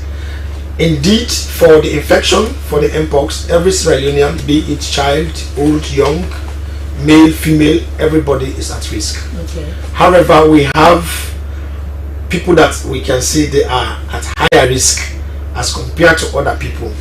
For instance, people that belongs to, the commercial sex workers, people we refer to as sex men, or somebody that's probably having direct contact with somebody that has been confirmed positive of mpox. Yeah, those people are really they are at high risk. Of course, our healthcare that are usually frontline people that come in contact with people that are infected, those people are at higher risk. So when we applied for the vaccine, Gavi said everybody can be at risk, but based on the supply available at the global markets, we cannot cater for everybody now. So we have to go in for people that are really at risk. Those of healthcare workers, those are contacts of people that have come positive, people living with maybe comorbidities, probably HIV. Those people we have to target. Now, what about one of the ways, one of the preventive measures, against mpox is social distancing. What about, you mentioned health workers, you mentioned those who are living with survivors, relatives, as the case may be. But what also about students? What about students? Because if you had so that's the point I'm making. That's the point I'm making. Students, like when you look at our data, for instance, the cases we have recorded so far, it shows that most people tell you they are students. Indeed, yes, they are students, but they could also belong to other groups that could be at higher risk. For instance, you can have students that are attending universities, but when night comes, they have other things to do, which puts them at risk of contracting the disease. Yeah. So we have the epidemiology, the data that is informing us that let us focus on these people. So like the 58,300 or the 61,000 we are expecting. For now, we say, can we focus on contacts? Because, like, for instance, 6 of us are in this room or 7 of us are in this room. Well, that is where also you are having challenges. Because I don't know, but I want to believe as well that it is not a conspiracy theory anyways, but contact tracing in this fight against mpox is not as effective as it is supposed to be. So we know there are challenges. Yes. We recognize that there are challenges. In the first place, in the Ministry of Health, we have different departments, we have different units, we have different programs. When it comes to contact tracing, we have a body that's responsible for that, which is surveillance. Yeah, I am coming from EPI. Our responsibility is to ensure we make provisions necessary for people to have access to potent vaccines. But then you meet now. In as much as you are coming from the expanded program on immunization, which is the EPI, you also interface with other pillars. Of course we do. Yes, for sure. And you cannot say, oh, because I'm from EPI, so surveillance. No, I'm just telling you that there are challenges which we recognize as a ministry. That's what I'm saying. Yeah, but I think people are doing their best to ensure people are followed up. The issue of mpox problem might not be as it was in the case of Ebola, which we had. What has happened in the mpox when people are enlisted, in the first place, one of the challenges we had at the initial part of the response, somebody will become contact. We expect that at least there should be between 12 to 20 contacts to a positive case. Now you will go, somebody will become positive, somebody will be confirmed positive. You ask that person, who are the people that were interacting with you, that were playing with you, that you were playing with, and they will tell you, oh, nobody. But the thing is that if I'm not there as a surveillance officer, I cannot know who were the people you were interacting with. Okay, now until you give me the list of contacts, then I follow them up. No. So that's one of the challenges. The people themselves that are becoming positive, initially they were not being honest enough to give us the names of contacts. Okay. Probably from the history of Ebola, they were thinking, oh, when I give you the list, you are going to quarantine them, put them together to one place. So they were not giving us the names until when the vaccines came and we said we are not targeting contacts. And I mean, everybody have seen how the mpox presents. So in itself, the presentation of the disease itself has created demand. So everybody is now coming up. Oh yes, I'm a contact to this person. Oh yes, I was a contact. So now we are actually getting the contacts. Okay, and now when narrative has changed. You now know contacts, but then do you have the facility for example, quarantine people, or how I mean, effective or efficient that facility is running or is being run? Yes, that also. I think we have expanded on case management. Holding centers are now there. When cases are suspected, one sample is taken before you are released to go into the community. There are areas now where they are isolated, at least for a few hours until their results, because the turnaround time, no results cannot take more than 24 hours before it's released. Okay, we'll come to your jurisdiction after the break, which is the vaccine. Which is the vaccine? Yes. We'll come to it because we know a report that has been published by the Africa CDC for the situation of Sierra Leone right now, because according to them, 74% of mpox cases at present for the past couple of weeks or a month is Sierra Leone. In Africa, is Sierra Leone. 74%. Which means it is not a child's play. Of course, that particular statistic or whatsoever is alarming. Exactly. So which means Sierra Leone, as we speak right now, is an epicenter.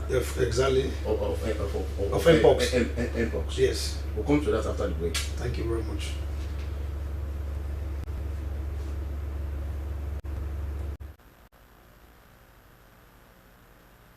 The house. Whenever I want to prepare palm soup, there's no need pounding palm fruit. All I need is Nkulenu's Ghana's original palm soup base. My soup is done, and its preparation, it is not difficult at all. Nkulenu palm soup base. It's easily done with no difficulties. Just take few ladles and your soup is done. And its flavor, it's amazing. This is Nkulenu's Ghana's original palm soup base. And this is Nkulenu's Ghana's original spiced palm soup base. Iron fruit and turkey berries are naturally added. Also available brown gold natural cocoa powder, sunny gold brown sugar, meat fufu flour, shito, pisa, and moringa.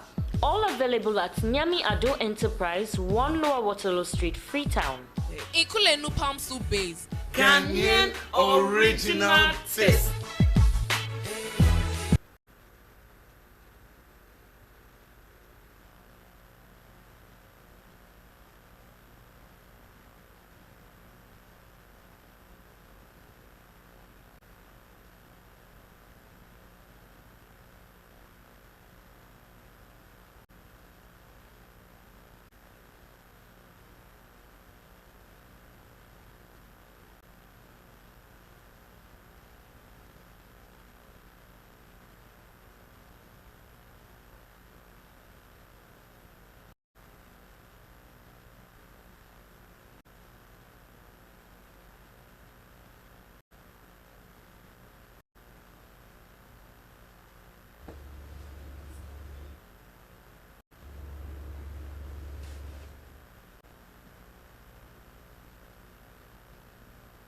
And the program you're still watching is Good Morning Sierra Leone, live from the Sierra Leone Broadcasting Corporation television. We now move on to health tips. As we've been talking about health, Let us now tell you something about cataracts.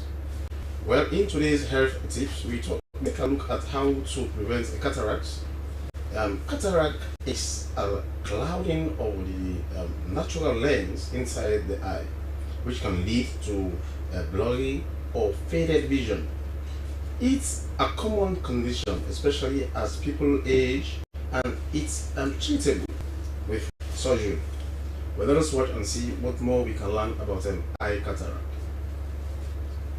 Hi, I'm Dr. Michelle Lee, a board-certified ophthalmologist, and today let's chat about what you can do to slow progression of cataracts and potentially prevent cataract surgery. A cataract is a dirty lens inside the eye, and all of us will eventually get cataracts if we live long enough. Cataracts will naturally develop as we age and may be accelerated by factors such as trauma, previous eye surgery, use of certain medications like steroids, and certain eye conditions. There is absolutely no way you can completely prevent the development of cataract, and when the time comes for cataract surgery, the procedure will hopefully be a positive and life-changing experience. I can't even begin to tell you how many happy patients I see after their cataract surgery and how many times people tell me they wish they had considered having the surgery sooner. As with any surgery, there are side effects and a very low level of risk, including the risk of complications, prolonged inflammation, infection, and the need for additional surgery as a consequence of cataract surgery. So it is understandable that the most wary and cautious would want to delay or prevent cataract surgery for as long as possible. So today, let's talk about actionable steps you can take to slow down the development of cataracts. The first and highest yield step is to wear sunglasses and protect your eyes from sunlight. We know for a fact that UV light can damage lens proteins in a process called glycation, where UV light can substitute for oxygen to trigger a harmful oxidative reaction in the lens.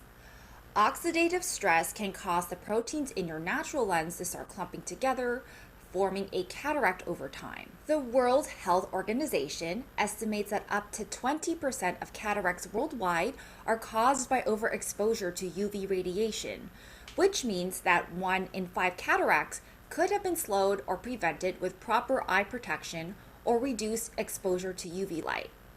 So before you go out, grab your sunglasses. Another actionable step is to cut back on alcohol consumption. Heavy alcohol use can cause your body to produce free radicals, which can lead to the aggregation of lens proteins and lead to earlier cataract formation. In a prospective study published in Ophthalmology, it was shown that daily use of 1 or more alcoholic drinks was associated with a modest increase of risk for cataracts and the need for cataract surgery. And the risk increased with increasing alcohol consumption. On the other hand, there was a study that found that the polyphenol antioxidants, which are especially abundant in red wine, may have some protective role in preventing cataracts.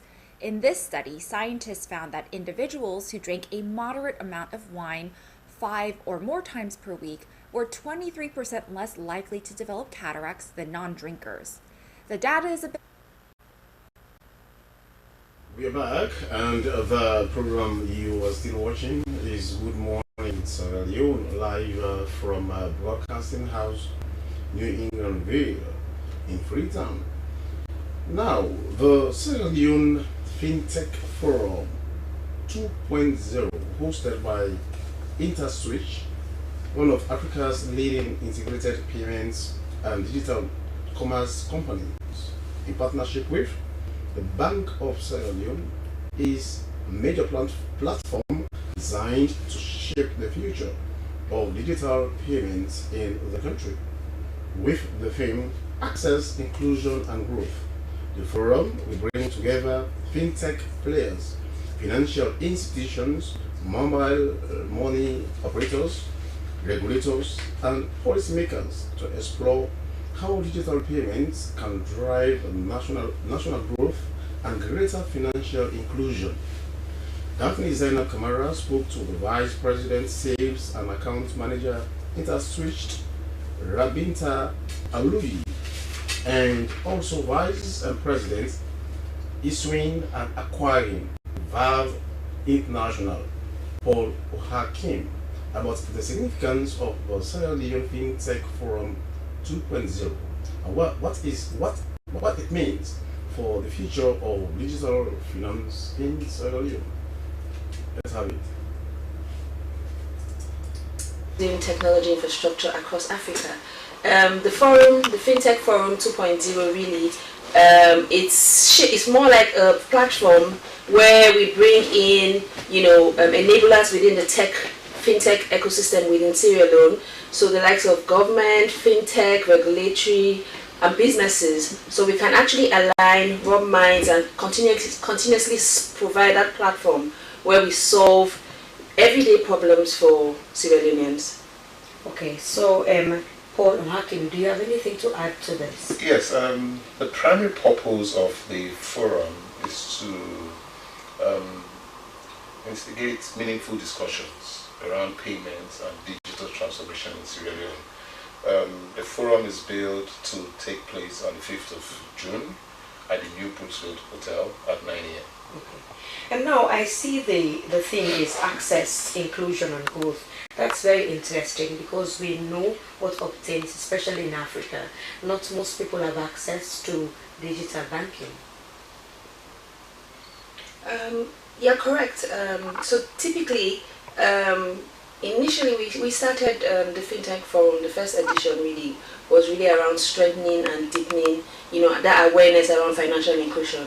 But more importantly, I think it's pivotal at this time, where deepening that process, of access and inclusion is important. So this FinTech Forum really is seeking to address that, where we can provide and showcase innovative solutions, that drive inclusion within the payment ecosystem, provide technology that is pivotal and allows businesses thrive within the fintech space. Okay, so that's the rationale behind the thing. Yes. Or do you have more to elaborate on it? I think that is really what it is. We want to be able to have thought-driving conversations around solving important problems that exist within Sierra Leone from a payment perspective, and also localizing it to the unique specific needs of this country to ensure that we take it to the next level in terms of enabling the ecosystem thrive with respect to payments. Okay, now this is the second edition of this event in Sierra Leone. Why Sierra Leone? What's the interest of that InterSwitch? I think Sierra Leone is very strategic to our African expansion plan, especially because we have seen and observed consistent growth in terms of the payment landscape, transforming the payment landscape in Sierra Leone. For us, really, it's important that if you play back to the first edition, it was more around strengthening. Now we're looking at inclusiveness, providing solutions that work, and also providing alternative options to allow visibility, secure platforms, and growth within the ecosystem. So I think it is pivotal to our strategy, and that's why we're here partnering with the organizations within Sierra Leone. Okay, now it's stated here that the country is at a critical moment where mobile penetration is high, but not all can access it, especially in the regions. Mr. Wakim, do you have anything to add why you chose Sierra Leone? Yes, so like my colleague Robinta mentioned, the first edition was centered around the launch of the national switch, and that edition was to basically strengthen collaboration. Now the switch has been launched. Right now, we believe that Sierra Leone is at that point where there's the need to leverage the essence of the switch to deepen inclusion and growth, so that digital payments can be a mainstay. Now, where you have national switches in place, there's the need to be a little bit deliberate about that infrastructure, otherwise it's just their infrastructure. So the fact that the Bank of Sierra Leone has been able to actively deploy this switch and make it work. A number of countries in Africa have tried to do this and have not been successful, but we see the BSL being very deliberate about this, and we believe that there's a need for us to bring stakeholders together and discuss this based on the experience that InterSwitch has, to see how the actual benefits of this infrastructure can reach the common man in Sierra Leone. So this forum is not just a forum, it is the kickoff of deepening that inclusion and growth in Sierra Leone based on this monumental infrastructure. Okay, so now as we further the discussion, how will the FinTech Forum benefit stakeholders like businesses, mobile money operators, banks, and policymakers? Oh. I'll start with you. Okay. Okay, great. So again, going back to the national switch infrastructure, okay, which is the focal point of everything we're doing. Once you're able to have that infrastructure and bring products and services into that infrastructure, it's able to help business.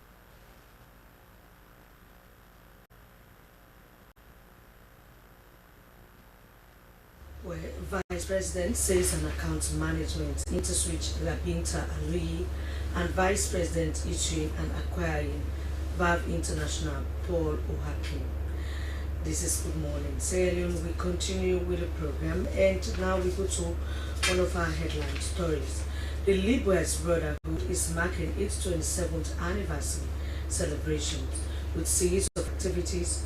The Libras Brotherhood was formed on June 8, 1998 at Freetown College, FBC, with the aim of maximizing the welfare of students and providing leadership training to upcoming leaders.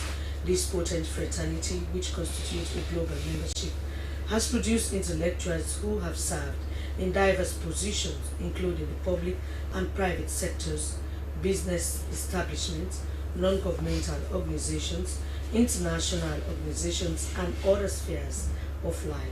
Many believed that Libras is one of the blue ribbons to have emerged from Freetown College, and this is visible in the top role played by its members within the governance space of Sierra Leone. The theme for this celebration is Together We Go, strengthening nature's fabric, one tree at a time. In the studios this morning is Liberator Aliyu Chabi for the Libras Brotherhood. Good morning, Liberator, and welcome to the program. Good morning, madam. So let me just say Mr. Chabi because I'm not one of you. Thank you. So, 27 years, what is it to celebrate? And what does the Libras Brotherhood stand for? Good morning, viewers.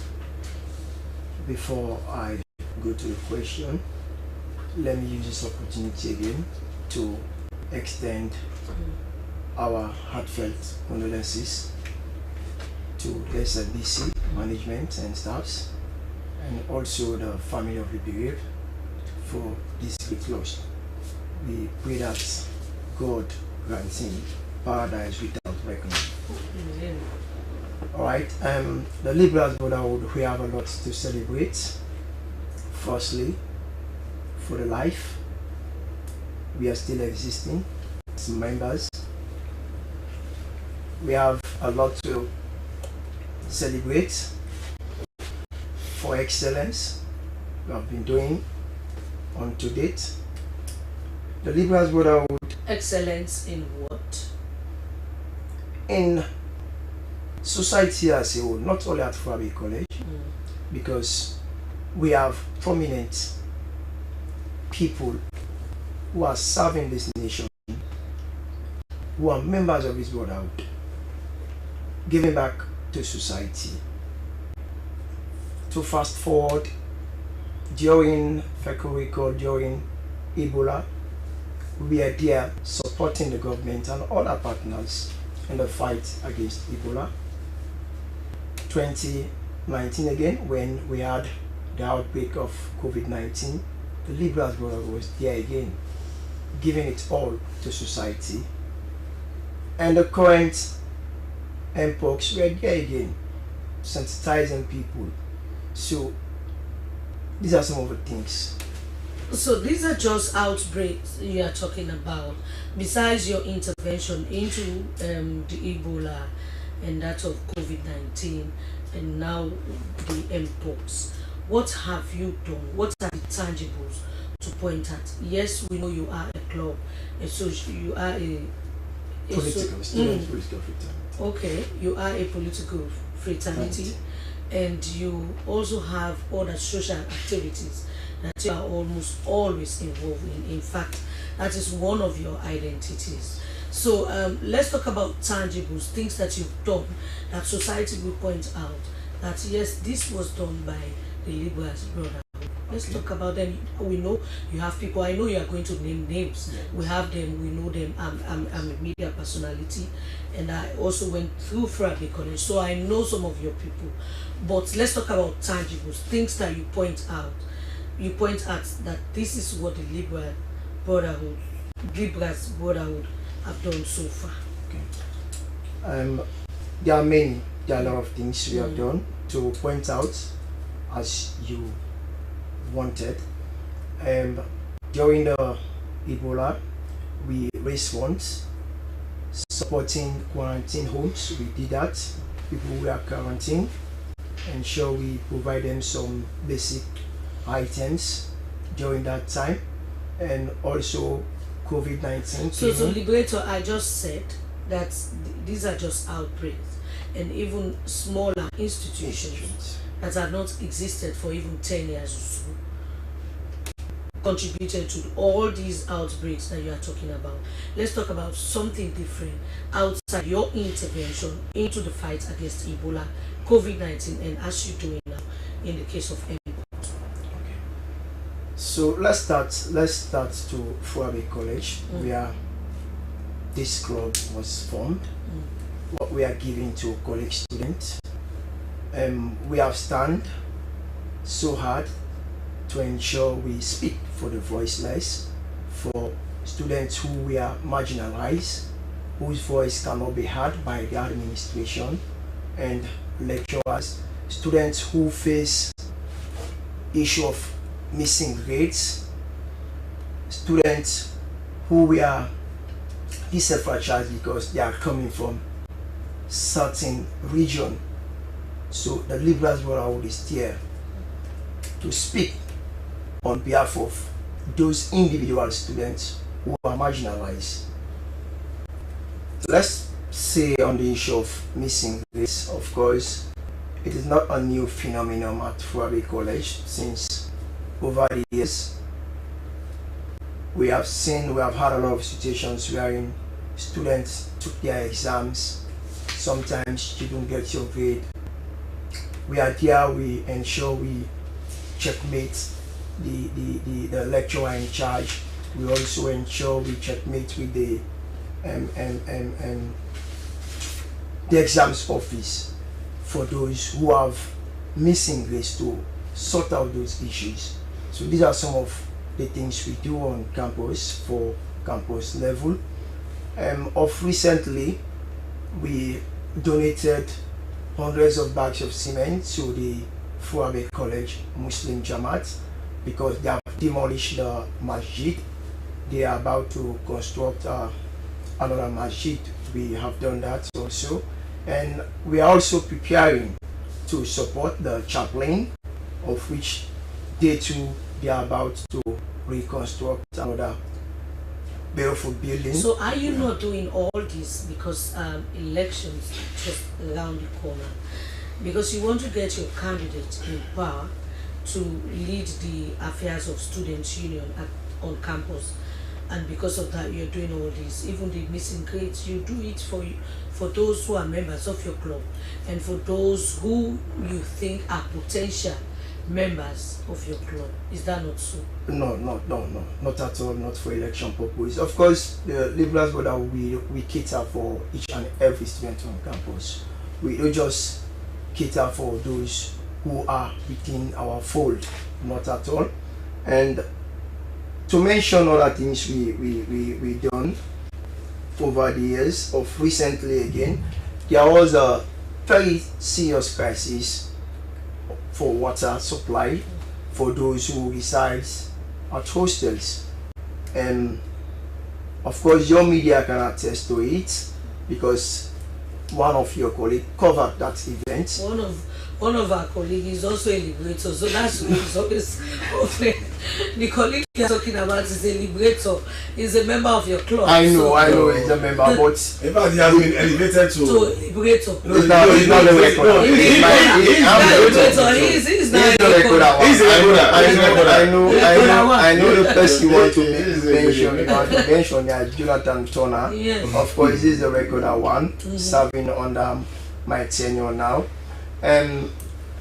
Just this crisis on water for those who reside. Because I mean, you have to spray past time. Is not enough. Of course, the administration is doing their best, but we deem it fit as college students to aid the issue of water crisis. So what we did, we bought tanks of water bouncers. They supply water at all the hostels on campus throughout the week. So these are some of the things we do. Okay, now, let us come to the 27th anniversary, which you which you are already celebrating. But then at the same time, let us also talk about how do you demystify? Because in politics there is what we call optics, perception, what people perceive about you. Public relations, how you relate. There is this optics that the great liberals are in some form of cultism. When you get liberal, you become somebody, a different individual, anyways. But then, and you don't have to ignore that because it's about how people perceive. So how do you demystify some of these perceptions? Thank you. Let me make it clear to viewers out there that Liberals Brotherhood is not a Freetown, it's not a cult. We are not associating ourselves to any cult. We are not doing anything that has to do with cultism. Liberals Brotherhood is a training ground where we groom young boys who attained admission at Freetown College to become meaningful people to society. So we have nothing to do with cultism. Let me make it clear, myself here, I'm a fervent Muslim. I don't associate God. And we have brothers who are fervent Christian as well. So we have nothing to do with cultism. What you do give? Not at all. You don't give? I don't, not at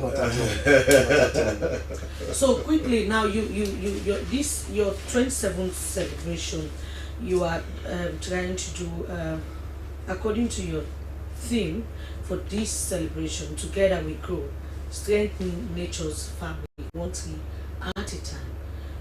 Are you embarking on a tree planting exercise? Of course, as you rightly read, the theme for this year, together we grow. Of course, when we are together, we grow.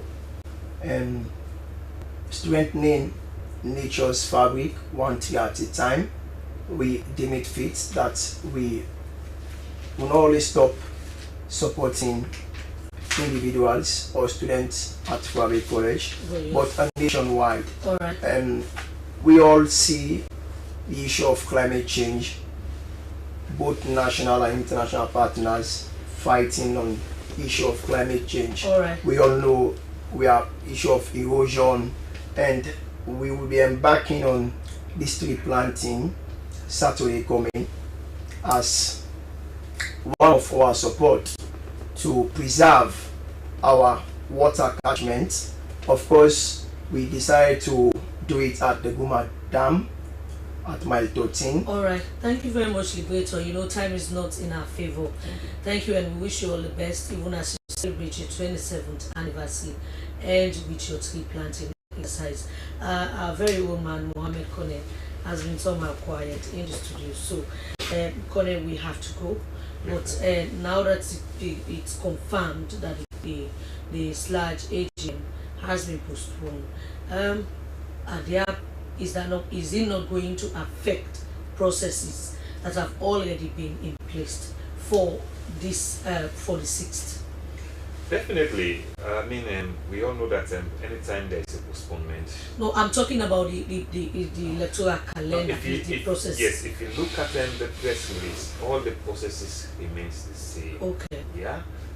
We are going strictly by the timeline that has been shifted, that has been affected, but then we are going strictly by the rules and regulations that were published by SLAJ. So we are going by these rules. All right. But then how do you also react to accusations of that voters list has been tampered with?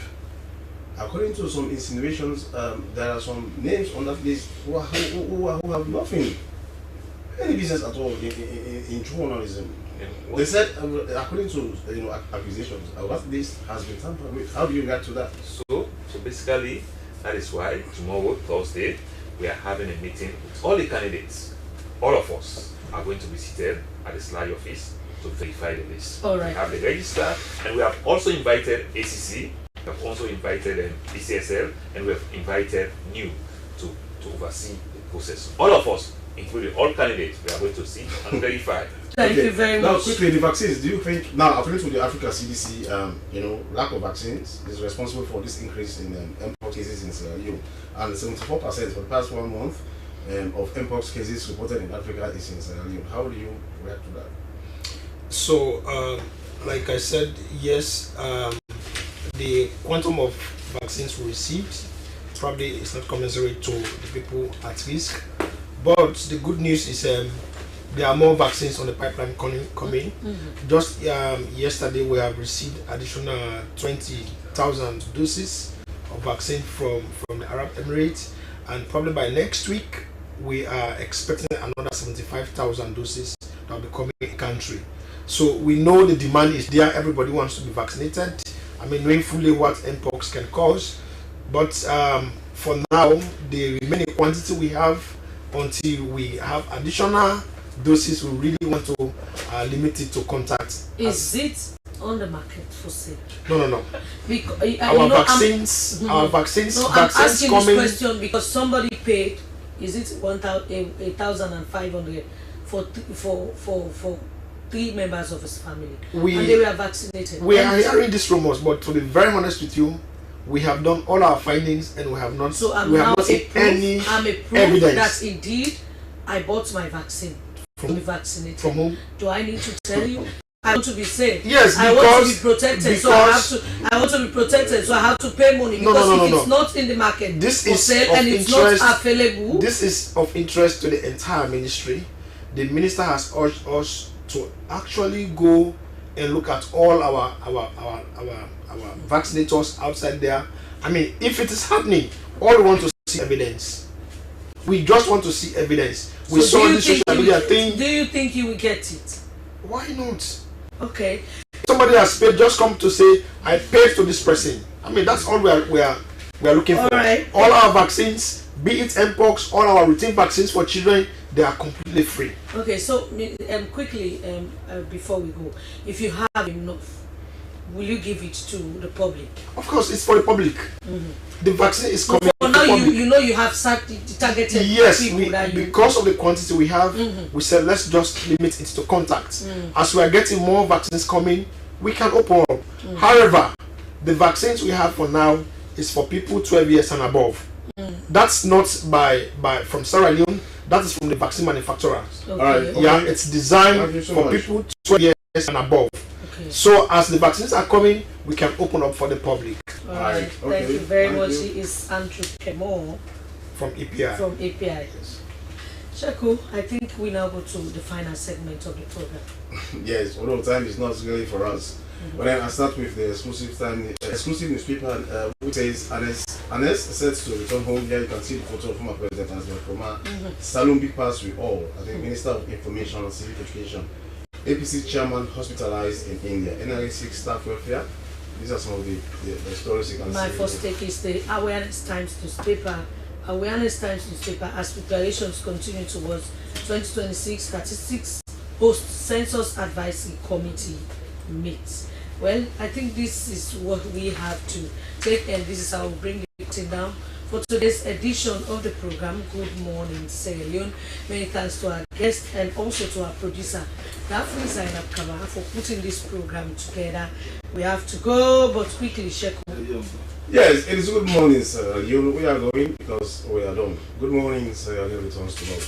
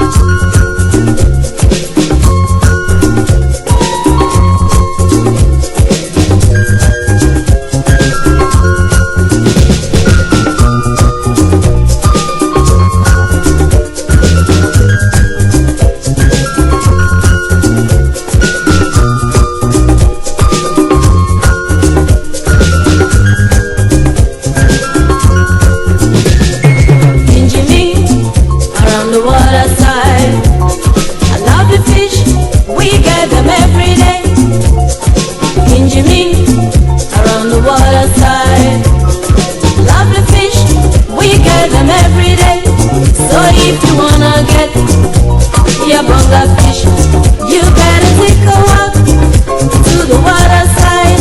So if you wanna get a bunga fish, you better take a walk to the water side. Kinjiming around the water side. Love the fish, we get them every day. Kinjiming around the water side. Love the fish, we get them every day.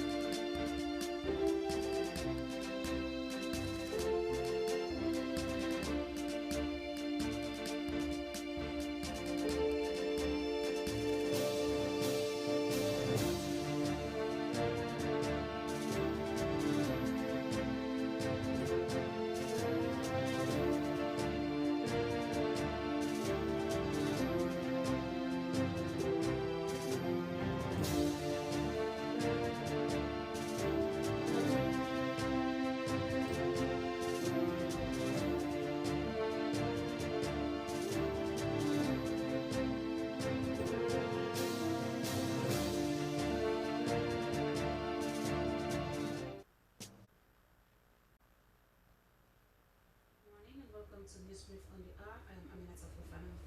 President Julius Madabio has welcomed the Prime Minister of Senegal, Ousmane Sonko, to State House in Tahrir, Freetown. This is the Prime Minister Sonko's first official visit to Sierra Leone since taking office. President Bio received Prime Minister Sonko with full honors at State House. The two leaders held a closed-door meeting focused on strengthening bilateral ties. President Julius Madabio said Sierra Leone and Senegal share history, culture, and values and must now deepen cooperation. Prime Minister Sonko praised President Bio's leadership and pledged stronger collaboration between the two countries.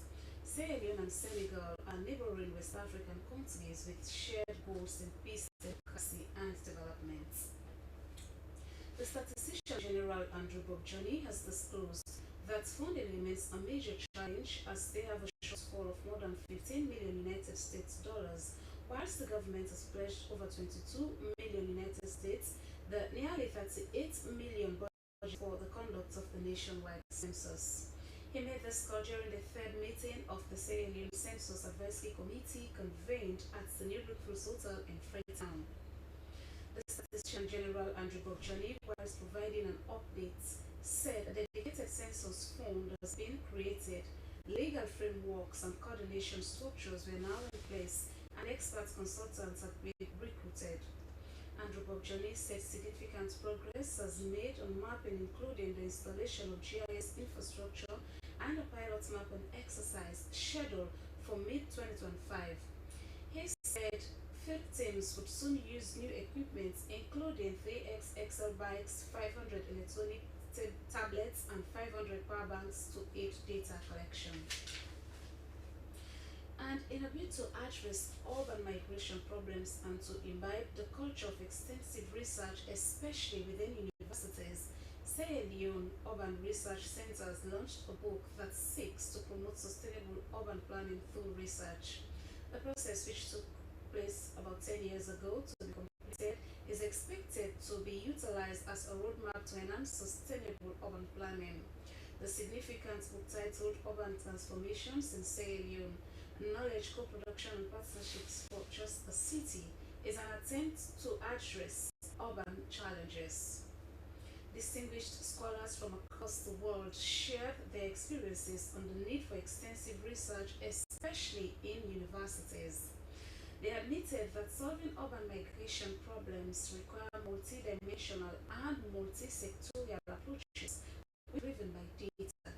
Deputy Minister of Technical and Higher Education, Sergio Aziz Kamara, reaffirmed government's commitment to boosting tertiary education, stating that universities in Sierra Leone need to take a center stage in terms of research. That's the news brief for now. Thanks for watching.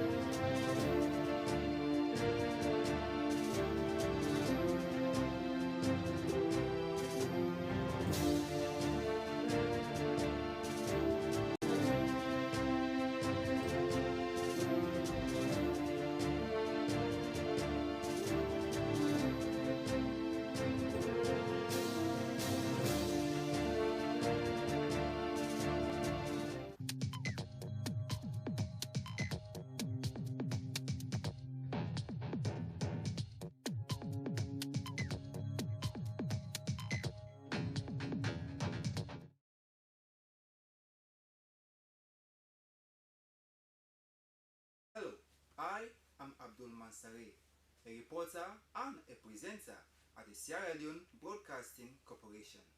Today, the SLBC mourns the deaths of their friend, brother, uncle, and father, and a colleague, David Williams, who passed on the 27th May 2025.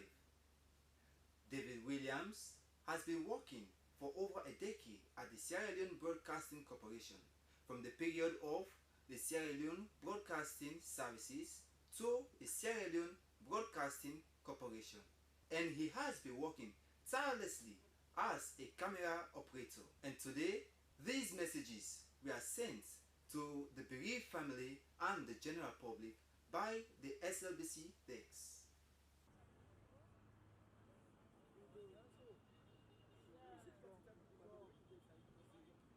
Josephine Kamara, the Director General for the Sierra Leone Broadcasting Corporation.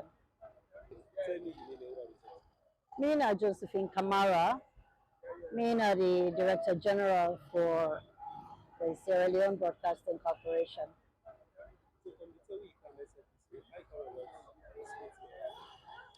You know, David, now one of the first set of people that I met where I come SLBC. First of all, David is always there around. So after me approve our camp, and I been one of the people that we been day out to welcome me.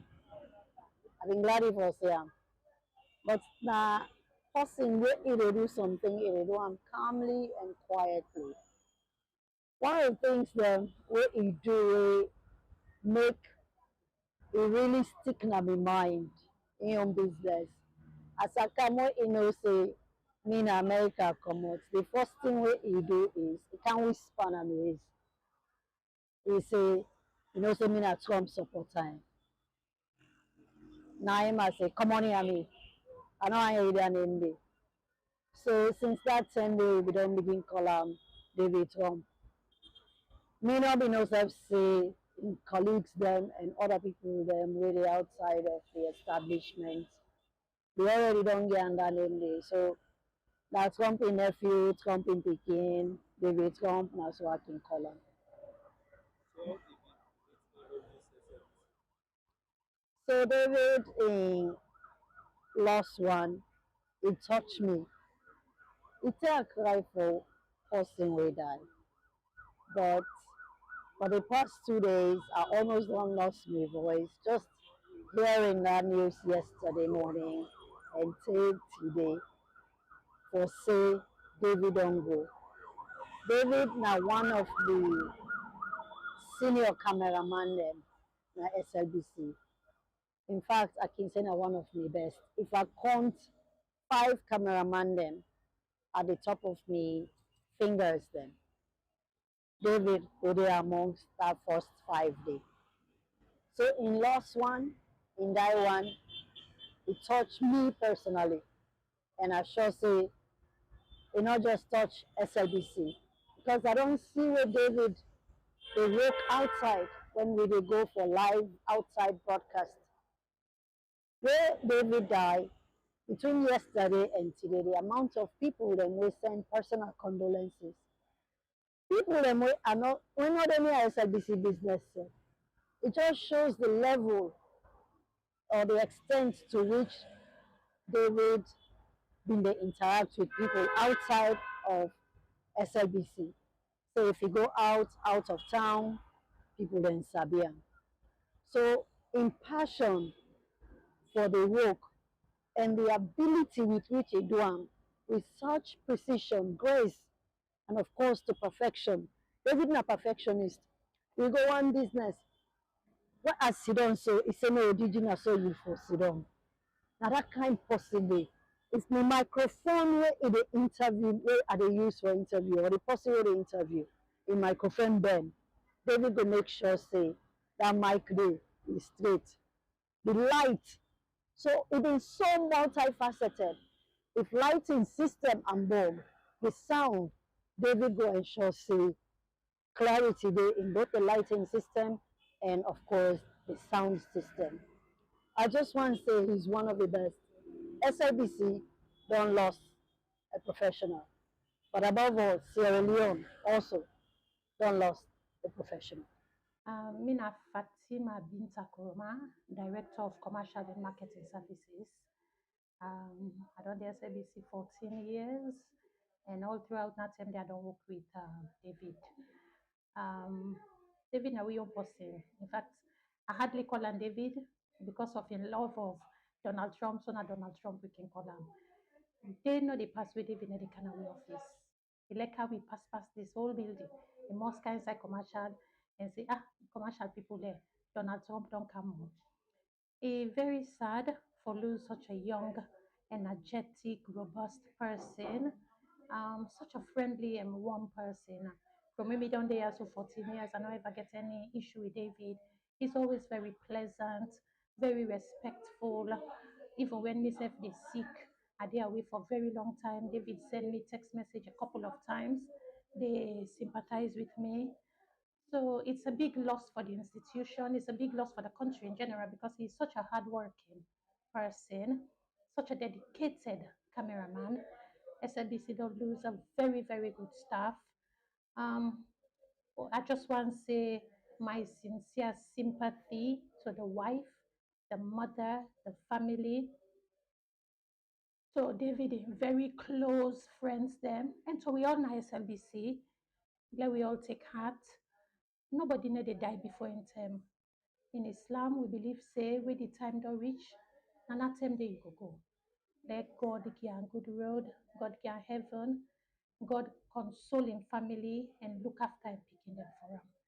We go miss them very much. But as they can say, heaven don't get an angel. We don't also brother, but heaven don't get an angel. My name is Mohammed Rollins Kamara. I work at the admin department of the Sierra Leone Broadcasting Corporation. We mourn as a team because we have lost one of our members at the SLBC, a cameraman, David Williams, who had served the institution and served his community and the nation through camera work, and he has been with the institution since the days of the SLBS, and he had been very active, very strong, and very committed to his work. We miss his loss. We console the family, we console our family members of this deceased man, and also console our very staff members among ourselves. David was very dedicated to his work, very, very dedicated and committed to his work, to the point that he delivered to be assigned to cover as cameraman at the State House, and that's a place. Is a place you don't just send anybody. You must have delivered and show your commitment to work before being sent to such a place. Whoever other personnel were assigned to other places like Parliament, Ministry of Information, and other sensitive places, for being sent to a place like State House shows your level of commitment to be able to reach that level. He became very popular because of his commitment to work. He was a very docile person, very humble, and very unassuming, very committed. We miss him, and it is, when we see how this week was among us, it was a very difficult day for every one of us in the institution. SLBC had never had a day like this, where a 7-member of staff go to end up losing his life in a road accident during work hours, during service in his SLBC kit. It is the first time, and it's very unassuming, unwanted. It's a day we wish would never come again. David is no longer with us physically, but he's in our minds, and it doesn't fade out of our minds, because a day like this we could experience. He's now with God, and we pray, Lord God, Father, we don't judge humans, but God, from what we see about David and our human eyes, we pray, Lord God, we have him with you. Mina Sheikh Usmaila, head of television and Saloon Broadcasting Corporation.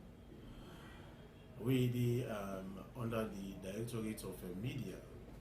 Well, David Bide directly nami division, we in the television division as a camera operator.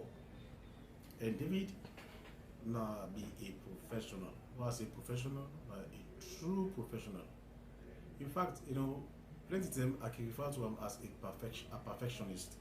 He wants everything perfect. David now somebody with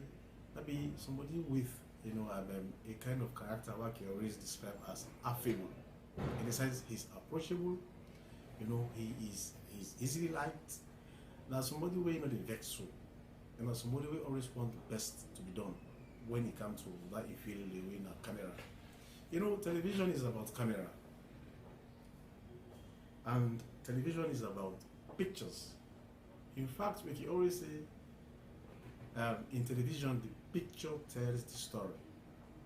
In fact, if we look at real television production, whether documentaries, whether stories, whether features, 60% to 70% they go to pictures.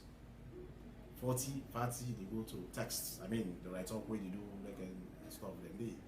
But television is vision. You see what you heard. That is why in television, pictures. And one of the way they provide this picture, now the camera operators. Me, I can always talk to my cameraman and say, we are not taking myself as being an inferior to anybody when it comes to television production, because now we will not get television. And David, now the one way we always they strive for quality. You go to every producer at this place. Every producer at the SLBC always wants to work with David, because David now somebody way he always wants the best. And when you work with David, at the end of the day you see quality. You know, David was not only, you know, an individual. David by himself in a whole institution. David influenced a lot of other younger camera operators when they come. In fact, most of them ain't came there. So this man will also win at David Williams, David O. Williams. Like a great loss, not only to the SLBC, but also to the nation. David, that the man is like a camera operator, we work on the highest office in this country. I mean, State House, the presidency. He worked with the former president, Ernest Bai Koroma, for 4 years, also 4 years as camera operator in the State House. David and man we don't travel widely. You know, he exposed and he really know what he do. And David not only work with the former president, he also work with this current President Julius Madabio, because when power change hands, David still be in the State House, and they cover the President Julius Madabio until where they begin to replace him with another camera person from the SLBC. And David, apart from everywhere they pull him as camera operator, where they replace him as camera operator in the State House. And when David they still be the go State House, we go record the President Bio, you know, he address them, you know, address to the nation, the public address them. They go record them, they come process them, we play them. And David, a very active, you know, operator also, very senior one, now the outside broadcasting unit of the SLBC. So all the senior, them very high profile, coverage, when outside broadcasting, looking for show live, David always did it for make sure say it happen. And David by itself now be a quality assurance. When David in the camera crew or the OB crew, we are assured of quality. And apart from that, David, that person way he always a very humble person. David very humble. David not the easily vex. If you see vex for just a moment, then come back, then work continues. David that's somebody who lost. And David a replacement easy, because it gets some kind of David na a character way he always wants the best. And one thing again about David is somebody way a creative, what I can say multitasking or multitask. David that is David for you. David not the only film or video. David they also edit, video editing, VTR editing. It is also not a very good still picture cameraman. It is not very well, David. It is not very, very well quality. And David, now somebody also, even they zoom in away like they do, like people that get the events then, be it bearing or married or whatsoever. David, I remember they get the team, David Suluku, they also zoom on Facebook, conferences, marriages, wedding, parties or whatsoever. So that is the David, funerals. So that is the David who rolls at this SLBC. David in replacement will be very difficult. But in fact, David has somebody meant to, apart from being a colleague, David has also meant to discuss extensively, we converse. In fact, we talk about football, In fact, this whole weekend we pass, Saturday, Sunday, now we all within our SLBC. I would watch the games, them, you know, the folding up of the Premier League, and also the folding up of the English, the Champions League, the female Champions League, where Arsenal win. In a possibility support Manchester City, media support Arsenal. But then, okay, they talk, where Arsenal female don't win the Champions League. I say, bro, don't win couple. I say, bro, the woman them, I say, you know, man them, are the same Arsenal, and woman and man, not the same what about make them. May David, even up to Monday, net, I made David come on at this place. Tell me, say, it will go offline Tuesday, which was yesterday. All of a sudden, we can't hear you say he don't die. And he died in active service. David died in active service. He died, he go for go work for this country. Now, come here, he go. We will get accidents the way he died. In fact, he died there with another lady we work for BAN, one of the Budget Advocacy Network, the finance officer, instead of Emily Kuruma, instead of will get a colleague also in Ibrahim Samora. By the grace of God, they are alive. Right now, they respond to treatments in the Freetown International Hospital normally. And then Abu Bugaima, we also a renowned civil society activist in this country. We are the CEO for the Network Movement for Justice and Development. I mean, he survived, and there's inside the response to treatment. So, I really pray that as we mourn as believers, you know, David, we miss you, and we extend the deepest condolences to the family of David, because David was not only person for a family. David was for the country, and David not before the SLBC. May his soul rest in perfect peace. Mina David Agaba, head of radio for SLBC. At this moment in time, where they mourn the loss of David Olu Williams, a precious colleague, a beloved friend of everybody in the SLBC, was not able to express how much we miss him. David, my own time moi me sabiam na for moi me come on at the UN radio and come match with the SLBC some 15 years ago. Na somebody way always approachable when you want to ask him for do anything, and I not ever get the privilege because of course if you talk to all man at SLBC, you not ever see the other side of him. If you get another side, that's now the side where you not go look for see. But David is always pleasant, always helpful, always kind. In fact, he always can call me namesake. Being the fact say me name Davida and Ina David. So as we pass around at the step, they go all me namesake. And myself go say me namesake. They will just pass like that. You know, in death, na a blow for winner SLBC. It come to the morning and taking equipment and for go do work. The same morning again, we get this unfortunate news of a tragic end. We feel him so much. At this time, we pray that God Almighty will console not only a family members them where he left behind, but also we, a SLBC family, and everybody we don't encounter with David, because in life touch so many in positive ways. We're making soul rest in perfect peace, the light perpetual shine upon them. Plenty day for talk, but we not get enough time for talk all. I'm Mina Saleh Abdelkouka, the head of commercial marketing services. On behalf of the commercial department, we want to say our condolences to the family. The loss of David is something where SLBC for sure not going ever get David a replacement. David is also very dedicated to his job, very professional enough, and besides his job, in terms of good relationship with people, David superb in that. David spending life always is kind to people, always want to forget some good relationship with people. like you always call of city and of Donald Trump. In terms of politics, they vote for Donald Trump. Not top notch.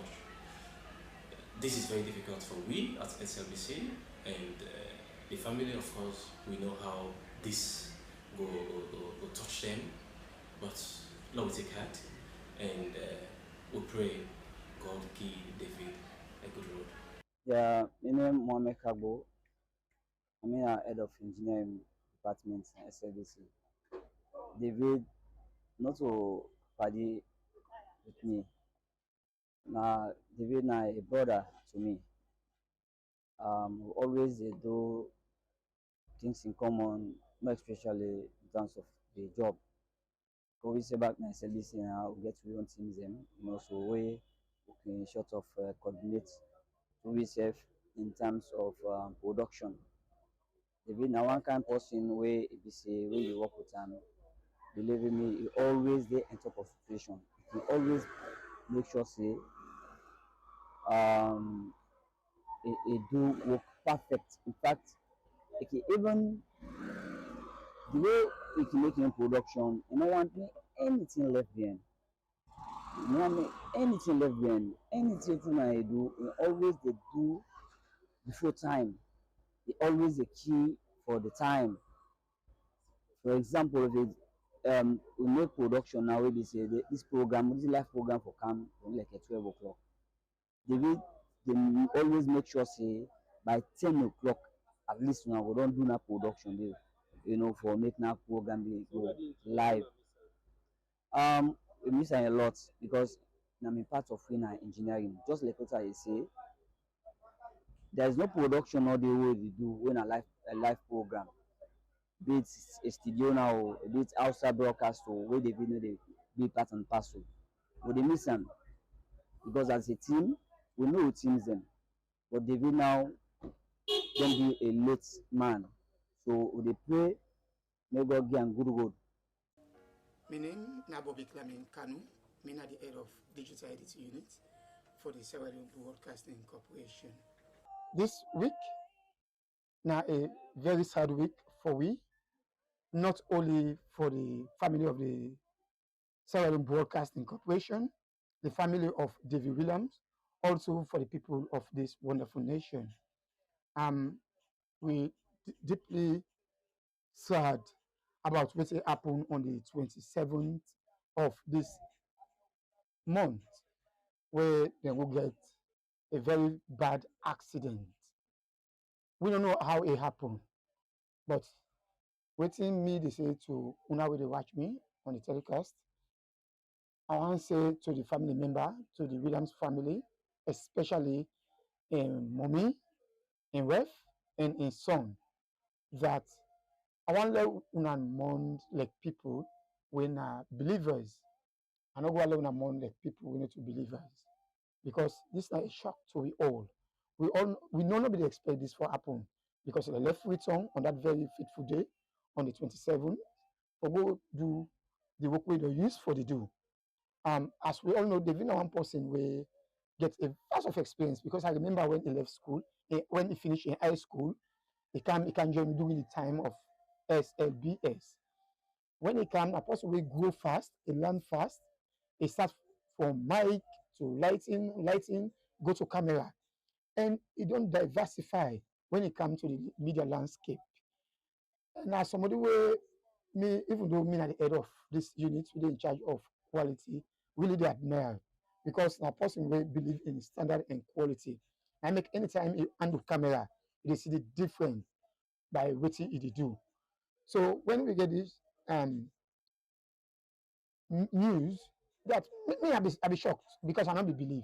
Because I remember when we all be talking on the 26th, we all be interact and make fun together. Because now one person will keep anything in mind. Now one person will believe in peace. Now one person will believe in dialogue. Even though they believe in justice. Yes, because we all want justice. Like what we ask for now the SLBC, where we say we want justice, because that justice we ask for though. It be there with we. Though it be there at the back, because not at the committee. But it also believe in peace. Believe say when something that happen in that peaceful manner. There be one person where you do something now, Yeah, the next 5 to 6 hours you meet for talk to am, he open up for talk to you. Na person wey keep anything in mind. Nobody know the way go AC and up say that this David don do am throughout the over 18 years where he don spend at the from the SBS to the SLBC. Nobody know the way go AC and say that this David don do am. If they tell you the truth, yes, then the person will know of that. I remember on the 26th, him and somebody be a previous conversation, I will call on that way there, because when the talk will go on, now the person they ask, you know that me, you know, in that fun way. He say, you know that me, I will do this. Now he say, come on, not getting me. He say, now you make a finger. You see, now just like this. He say, because if you die now, you are nothing. At that time, if they prepare himself for go do this work, now come here. Not knowing that, now goodbye if they tell. You know, like when he's person they talk, he say, you are nothing. He said, because if you die, he said, that's when making finger. He said, no, just like this, like when at the old age. He said, because if you die now, you are done. So when this happened, that first kind of my mind, that first click in my mind, I say, really? So that statement with this man be make. Now, but instead of the last statement before, but I for tell you how the world day. You know, for taking that to make big, don't just believe in God, don't just trust God, and believe say with everything. Although everybody gets way of interpreting the accidents, but me no say when God intend to reach, you are gone. I remember when it happened on the first Sunday of January this year, I be rush for good church. So I be since I belong late, I go for take bike. That rush way I be the rush for go. And even when the bike they go, the kind way be the go. I tell and say, can you please slow down a little bit? They don't even listen to me. Even when we reach that traffic light, we go with a very speed. You don't even wait for the traffic light, it drive off. It drive off by the time we reach a point when I turn to another traffic light. The bike therefore drag me from one point to the other will be really serious for me. You know, and most can with speed. Now by God in grace, I able to survive because it's I not be conscious of myself, my phone, everything go away, my coat way I be well, yes, my coat be there with me. I know they don't put on, I just hang my coat. My braces come out, my trousers don't split from up to down. I don't damage them. But when I see the motor they come, I able for scroll quick, I go in at the edge. One day by this myself, I don't know if he don't die. Because the way he be down, like somebody be don't die. You know, now so thing that happen. But we're going to mark them for you. You know what happen to you. And me and one person, to be honest, as I wake in the morning, the first way I do now for talk to God. The first person I talk to when I wake in the morning, now for talk to God. But as I don't know what happened that day because I'm not late. Once I grab I see I don't late, I just go take bath and go. So una the camera you what una the editing. What you condolence message. Yeah, me as I be honest, me condolence message to the bereaved family, especially in mommy, in wife and in Pekin. I want to say, Osh, don't I mourn like people them when I believe her. When I for believe say God na ingi na in don't take. And when God don't give, he don't take. You don't need for mourn like somebody we no get faith. And God, I strongly believe say, I'm not sure that person will me not sabi, but the person I don't know over 18 years, I believe say, yes, we're not for judge, but I assure in family members say, David, he didn't have the bosom of maker. The way give and don't take. And David definitely they go to heaven.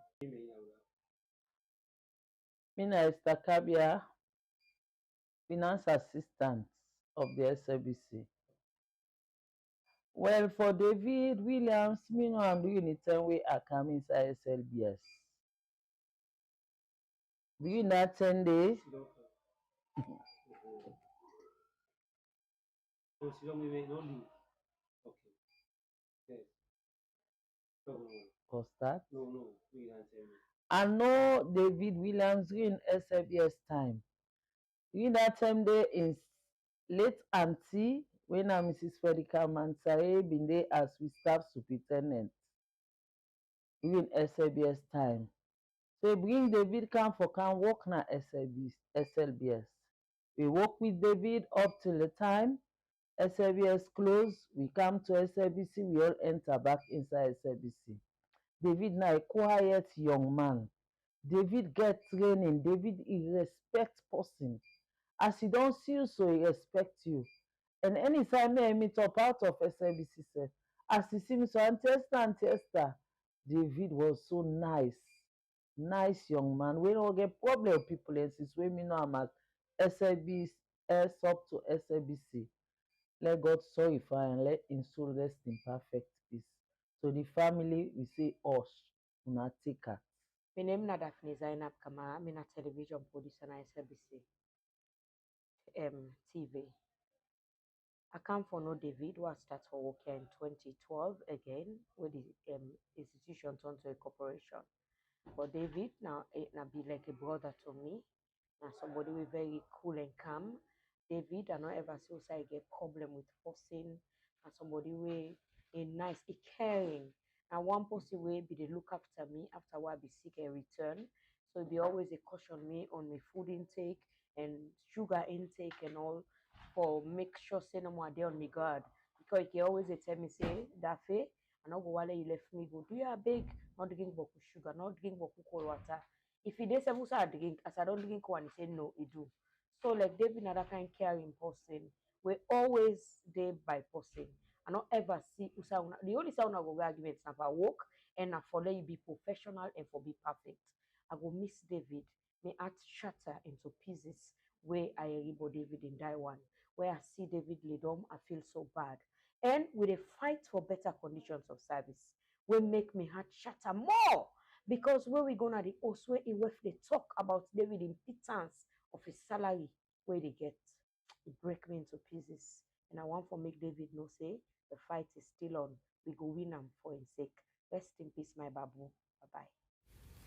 William Knuckles, webmaster for Sierra Leone Broadcasting Corporation, and me like somebody we don't work with David because we all are technical people there. David purely or we know specifically say it into the filming area as camera person, camera operator, but now versatile somebody again because he kind of multitasked inside the media and meeting me know David for. We really miss him, not just because of in technical talent we get, but the guy is a friend, is a brother, is a father, you know. Now father, we really see the love he gets for people, the respect we get for people, and we miss him so much. Even as a nation, we don't lost somebody. And we pray that God will continue for cover with your own grace. We're gonna that's not the final side we work in cry to and pray to. You know, now possibly hardworking, a loving job, and you get respect for people. You know, yes, David and Apostle they make palaver and I know even if something hurt them, they deal with that situation with maturity. That are the kind of person we know for this. So we miss them so much as an institution, and we will continue for say. We said the same with condolence to the family, Syria, and I we all hush. Mina Francis Bernard, a Mina producer and presenter and service. David in loss. David not only be a colleague in our office, but to some extent, David don't be a family member to me. David is the trusted photographer for my husband. My man I want possibly not like picture. Not only David now able for put and down a snapper. David every event when my family get, now David will be the call because of his professionalism, because of his decency, because of his good attitude. Me and my family go miss David. David, I don't get much for say because the God will give you to we, now I don't take you the time we don't expect. But David, this is painful. This is very painful. Not to this, me in particular, be they expect from you and staff and even people will know you. Because you now be that one person where you will give you all, everything good. Now you will stand for. You were a perfectionist. And look how you waste your life waste. Look how you go your life go. David will love you even in death. We love you. I love you and I will miss you. Rest in peace, my brother. You are a champion. You died as a hero, David. Rest in perfect peace. You loved the camera and you died with your camera. Rest in peace, David. Mina Joseph Toure, Mina acting script editor now Sierra Leone Broadcasting Corporation, SLBC. And David where we lost somebody when I'm a friendly person to every member of this newsroom. David me liking work. Me really dedicated to the camera unit. And whenever you ask David for go out with you, whenever you ask and say, David, I get this story idea, you know, ever deny for go cover human interest story. And he good at what he do, very professional. We want good pictures, good sound, and he really get niche for in area. When David film for you, when you see I don't say na real professional on film. David be friendly with everybody. You hardly hear a person say, David, don't offend me, don't do this. Now me people's person. That's why we really miss him as a newsroom, as editor, as reporters, everybody in the newsroom. We really miss David. Salon and the media profession don't miss somebody. We really great spirituality in the doing. David, sleep on and take your rest. Hello everyone. I join the rest of Sierra Leonean staff of SLBC and members of the family of David Williams to express my sincere condolence to the loss of our brother. David was like a brother to me because a lot of people says we look alike. So since he came to the SLBC, I give an open hand to him. I remember back in the days around 2005, I undergo a training with a group called ScriptNet from UK. And after the training, we are taught how to shoot documentary, TV commercial and fiction film. Came back to the office, I started having pressure because they see that my work is different. And a lot of reporters, producers, they want to work with me. And I was overworked. And David came a few years after to like relieve me. So it's like I was so happy that David is around. I've got another partner. Because you don't need to be selfish. So we have been working together, ranging from presidential program to any other important event. We've been covering it together. Yeah, I remember before he was assigned to the office of the president, we usually make fun with people who play a lot of tricks. It's like there are some people who will call him, said, oh, David, I want you to come and cover this program. If you don't come, I don't want anyone. He will send me. Say, George, go and represent me. Me too, I will do the same to him. I will send him to represent me on a program. I'm not going. And he will cover the program, but he will not talk to anyone. He will come back. He will tell me what transpired. I will call the person. So we'll be playing a lot of fun because they said we look alike. And we've been like a partner because in how to shoot, in how to edit, in how to take still photos. We've never allowed anything to come between us. Even when I want to travel, he said, George, you need to go. He said, this is your opportunity, you need to go. I did not want to go. He said, you need to go. So we had, whatever I have, I would tell him. He would give me advice. Or whatever step you want to take, he would give me advice. I remember there was a time I was not well. And there was no money to go to the hospital. He took me to his wife. His wife treated me for free.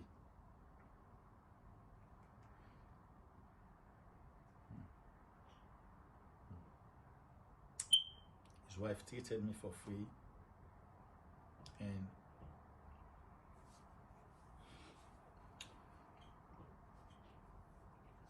you know, we've been like a brother, and we share a lot of things in common. I want to say urge to the bereaved family of David, staff of the SLBC, because his space will be difficult to fill. Pray that God will send a replacement that will replace him. My name is Samuel Bangwa, a camera operator at SLBC. On behalf of the camera units at SLBC, we want to say, and this is a big loss to the camera operators in SLBC. It's really sad for me because on Monday, now we will be dinner. David, now that person we know the talk being back. David, if you come to office, you know see you for one great day. I must call you say, man, what's up? I don't see you today. For the past weeks, I know they see you in our office at this. Now, man, like when you do something for say, go begin talk at shumu. The moment we see you, now that moment say they target you. On me and the man sit down, they advise me, they tell me about something. Say, one word a colleague come for can't take something. Now I say, go and talk to this man here first. Even to the Monday night, a one for left go night, and say, can't take your bag in office. Now say, I do something, don't ready. What don't do now, can't take her. Tuesday now, we can office here now, we sit down to boss the engage we. Always okay, I say, we don't lost David. This is really painful. David at that post, he always they tell me say, all you work seriousness. Wait till you know see the game on waiting they make them respect you. Now your office and your place outside there, now you come here always value work. David and we not like anybody will laggard. He always proud of him work. You know go ever see David, they pa any twin are bad, any twin are good. David one let the young one then go. With the young one then I SBC we really miss David. David, if you go shoot anything we no good, if they call you to attention, say me man, that shooting where you go do so. You know it's now man we always learn for see the young one and they go. He say me I not get much time more. He say una the young one then now I get for can take over this. So on behalf of the camera unit, we want for say hush to the family, and this is not a big loss to SLBC at all. Thank you. Me na Joseph Cargo, one of the camera operator at SLBC, and of course the death of David came as a shock to me. And look at the role where David don't play in my life as an individual. It's really great. I remember speaking to him on Friday, and we sit down as a family they talk on how things will go before, more especially the work. I remember coming to SLBC 2012 during the election. Now this kind of person hold me hand, try for land me the work. And of course, it teach me some kind of values, instill some values in me. One, it will be content. Two, if you always determined for what you they do, and also if you get passion for the work they do. And of course, I want to say that a great loss not just to SLBC, but the nation as a whole. Because My name is America Loco. I'm part of the camera unit. David, since I come SLBC, come across David, I come na the camera unit. I be there around there now. Myself want for be part of the camera unit at the time. Me and David become so close. So like David they talk to me, they advise me, say they push me, say yourself for come, for yourself try for do something at the camera. And since then and then me and David be so close. Anything I they do, I will talk to David, he will advise me. Myself, he gets where the money he will tell me, I will talk to him, I will advise him. We be done too, they so close that when it's where they do, if David not in our office, he must call me, tell me, say, hey, oh my man, I need to go in our office to do. I get work what they go do. I know they can now, and I go call later. If I'm not kind of office, they go tell me, say, what can I go make let you know. So now that kind person, David, now that kind person is so caring, he's so loving. He asks for push far from him. At any time when you come around that you need help from him, he able for open hands, the open hands and embrace you for lay if he say go able forgive the help where you ask for. Na Lahai Bangura, camera operator for SLBC. Well, I want to say us to the family of SLBC because we lost somebody we na a hard working somebody when I committed somebody we get passion for a job, right? This na a pain we easy for we forget because David na a short a kind guy we he's so committed by him job that all this while they spending time in the office especially so make we go miss am more because na guy this way when we boss can go leave na me he can call me and him to say brother Eric, brother David, please I dey go and leave. I want to handle the office for we. And we dey work as a team till we boss resume. We report I never ever found any problem. Kenema Slbc.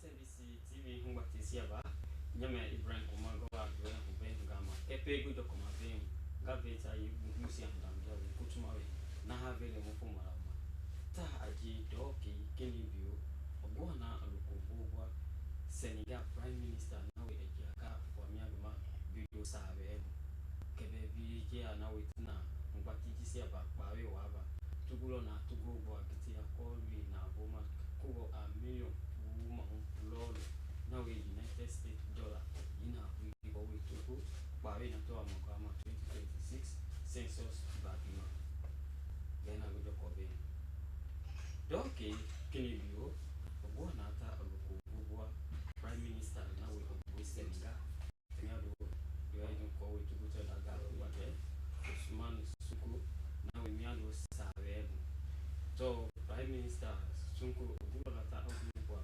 kuhuyu ajeje eke nawe fuimia do kini bioma ko we to go to ndaga kini la lokoma nawe do fuliji sia bango digo meke hibele so mpate jugo nje abino na pe ndaga kini ba nawe do fuliji sia bango dia na tuwa no Senegal kesa ko we da ye do fuliji sia bango kuwe anda ngwabo nawe hindia moyesi ya tuwa yeto kodi ndaga kini tapio do fuliji sia bango abuya ko we diploma handisia sia abukola kuma bipada do so prime minister kini suku agulo na ta siebwa kini bioma nawe hi agia waje ka we big ma ko do fuliji sia bango dia moyeta bi obuya to ya melo pe kuhuju ye Senegal ya saluta ye kuwe anda ngwa ngwa dia moyeta aturo ye to ye best ya mulele lo misia na we hi ko we tuguti tutugoma bu ye ke higbele na democracy ngwa esia ba to ye kolwa nje jana na we hi kumui ati statistic ngwa esia ba and Bob Johnny ogulona ta wa dia ko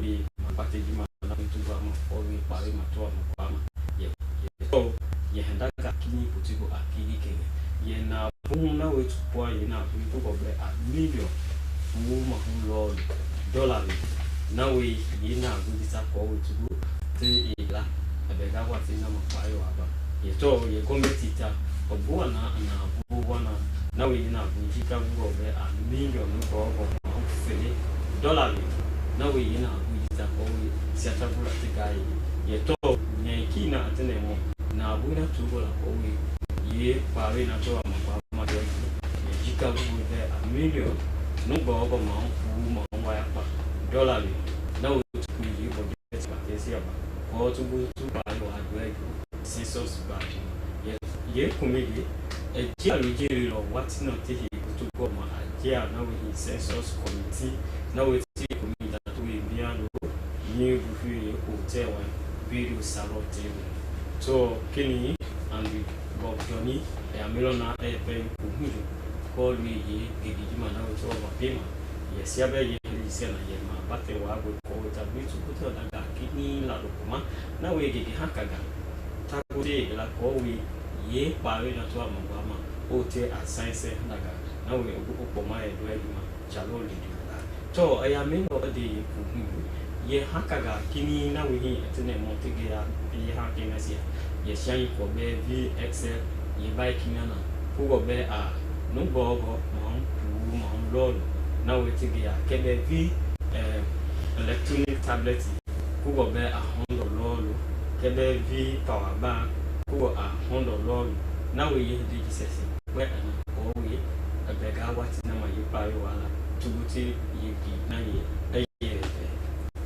so ye ko lo nje sa ta te be da nya ku pe ma na we tu fo ya te ga utia na we fu ta tu ma tu ya ni club foot day na we di ge na sia igwe sia ngweni peni do na we ye ende ji sia te ko we tu ku da lo ma sia be ti le mu di ke sia ko la to ti ya me lo ti de ku nje ke de ge na sia na we hinta te de ye me na sia ai ti ma tu go na tia de ko na we ta ye ende ji sia sia ko we tu ago ya sia be fi ti le mu di ke sia ko la lo ma senti ya ba ye hu ba te jita abadin ye gomenti highway why na we na de na church to we ku go be a full all na we ta te high na ko we ye high hende sia ko tu da lo ma na we ta go ti ya ye get ma ko we sia be vi te le mu de ke sia go la lo ma vi para we to ye hu ba te ji bu ye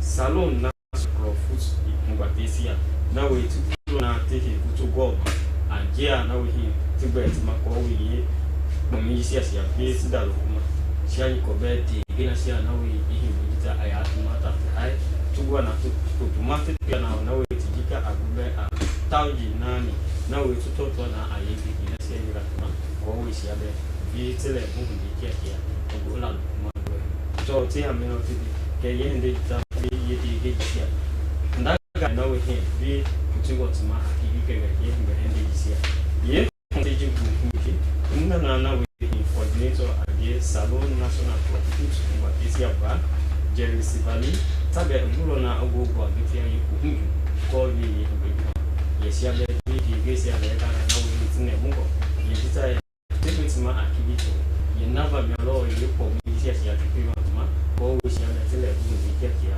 ogogo la ko vipa doa to ye ko lo akunji ko we di goma hande sia sia bi ogogo la ko ma doa jia na we hi salon oba research oba tesia tungulo na tabu makitia ko lui jia ma na we hi tabu hi bisa tawa tawa ko we sia be bitu kutura tuku jia gana ye ye ni ta le ga kini tuko ma akidi ke ye to ye sia to ye hu ba bi ta wala to la vi ye ko afo bu ma fo pu ma gu na we hi tu hu ba wa to hi ke ye le sia sia Potigo akidi kege kia na we hi tagwa hibisia tawa tawa sisia ko we to kwega na we tile ndi kekia ogu ola ma to gia na we hi bla ati ko ga basia ma na we hi tugulo na kwetu ku aboya te peke ye ndi jisia sia ku ko bi hibisia lega na university sia sia bi tugu tu patena na we hi agu ope mugatile mu kekia ogu ola ma ko ga ba bisia to ye mbateji Tugui now in a minister and technical and higher education.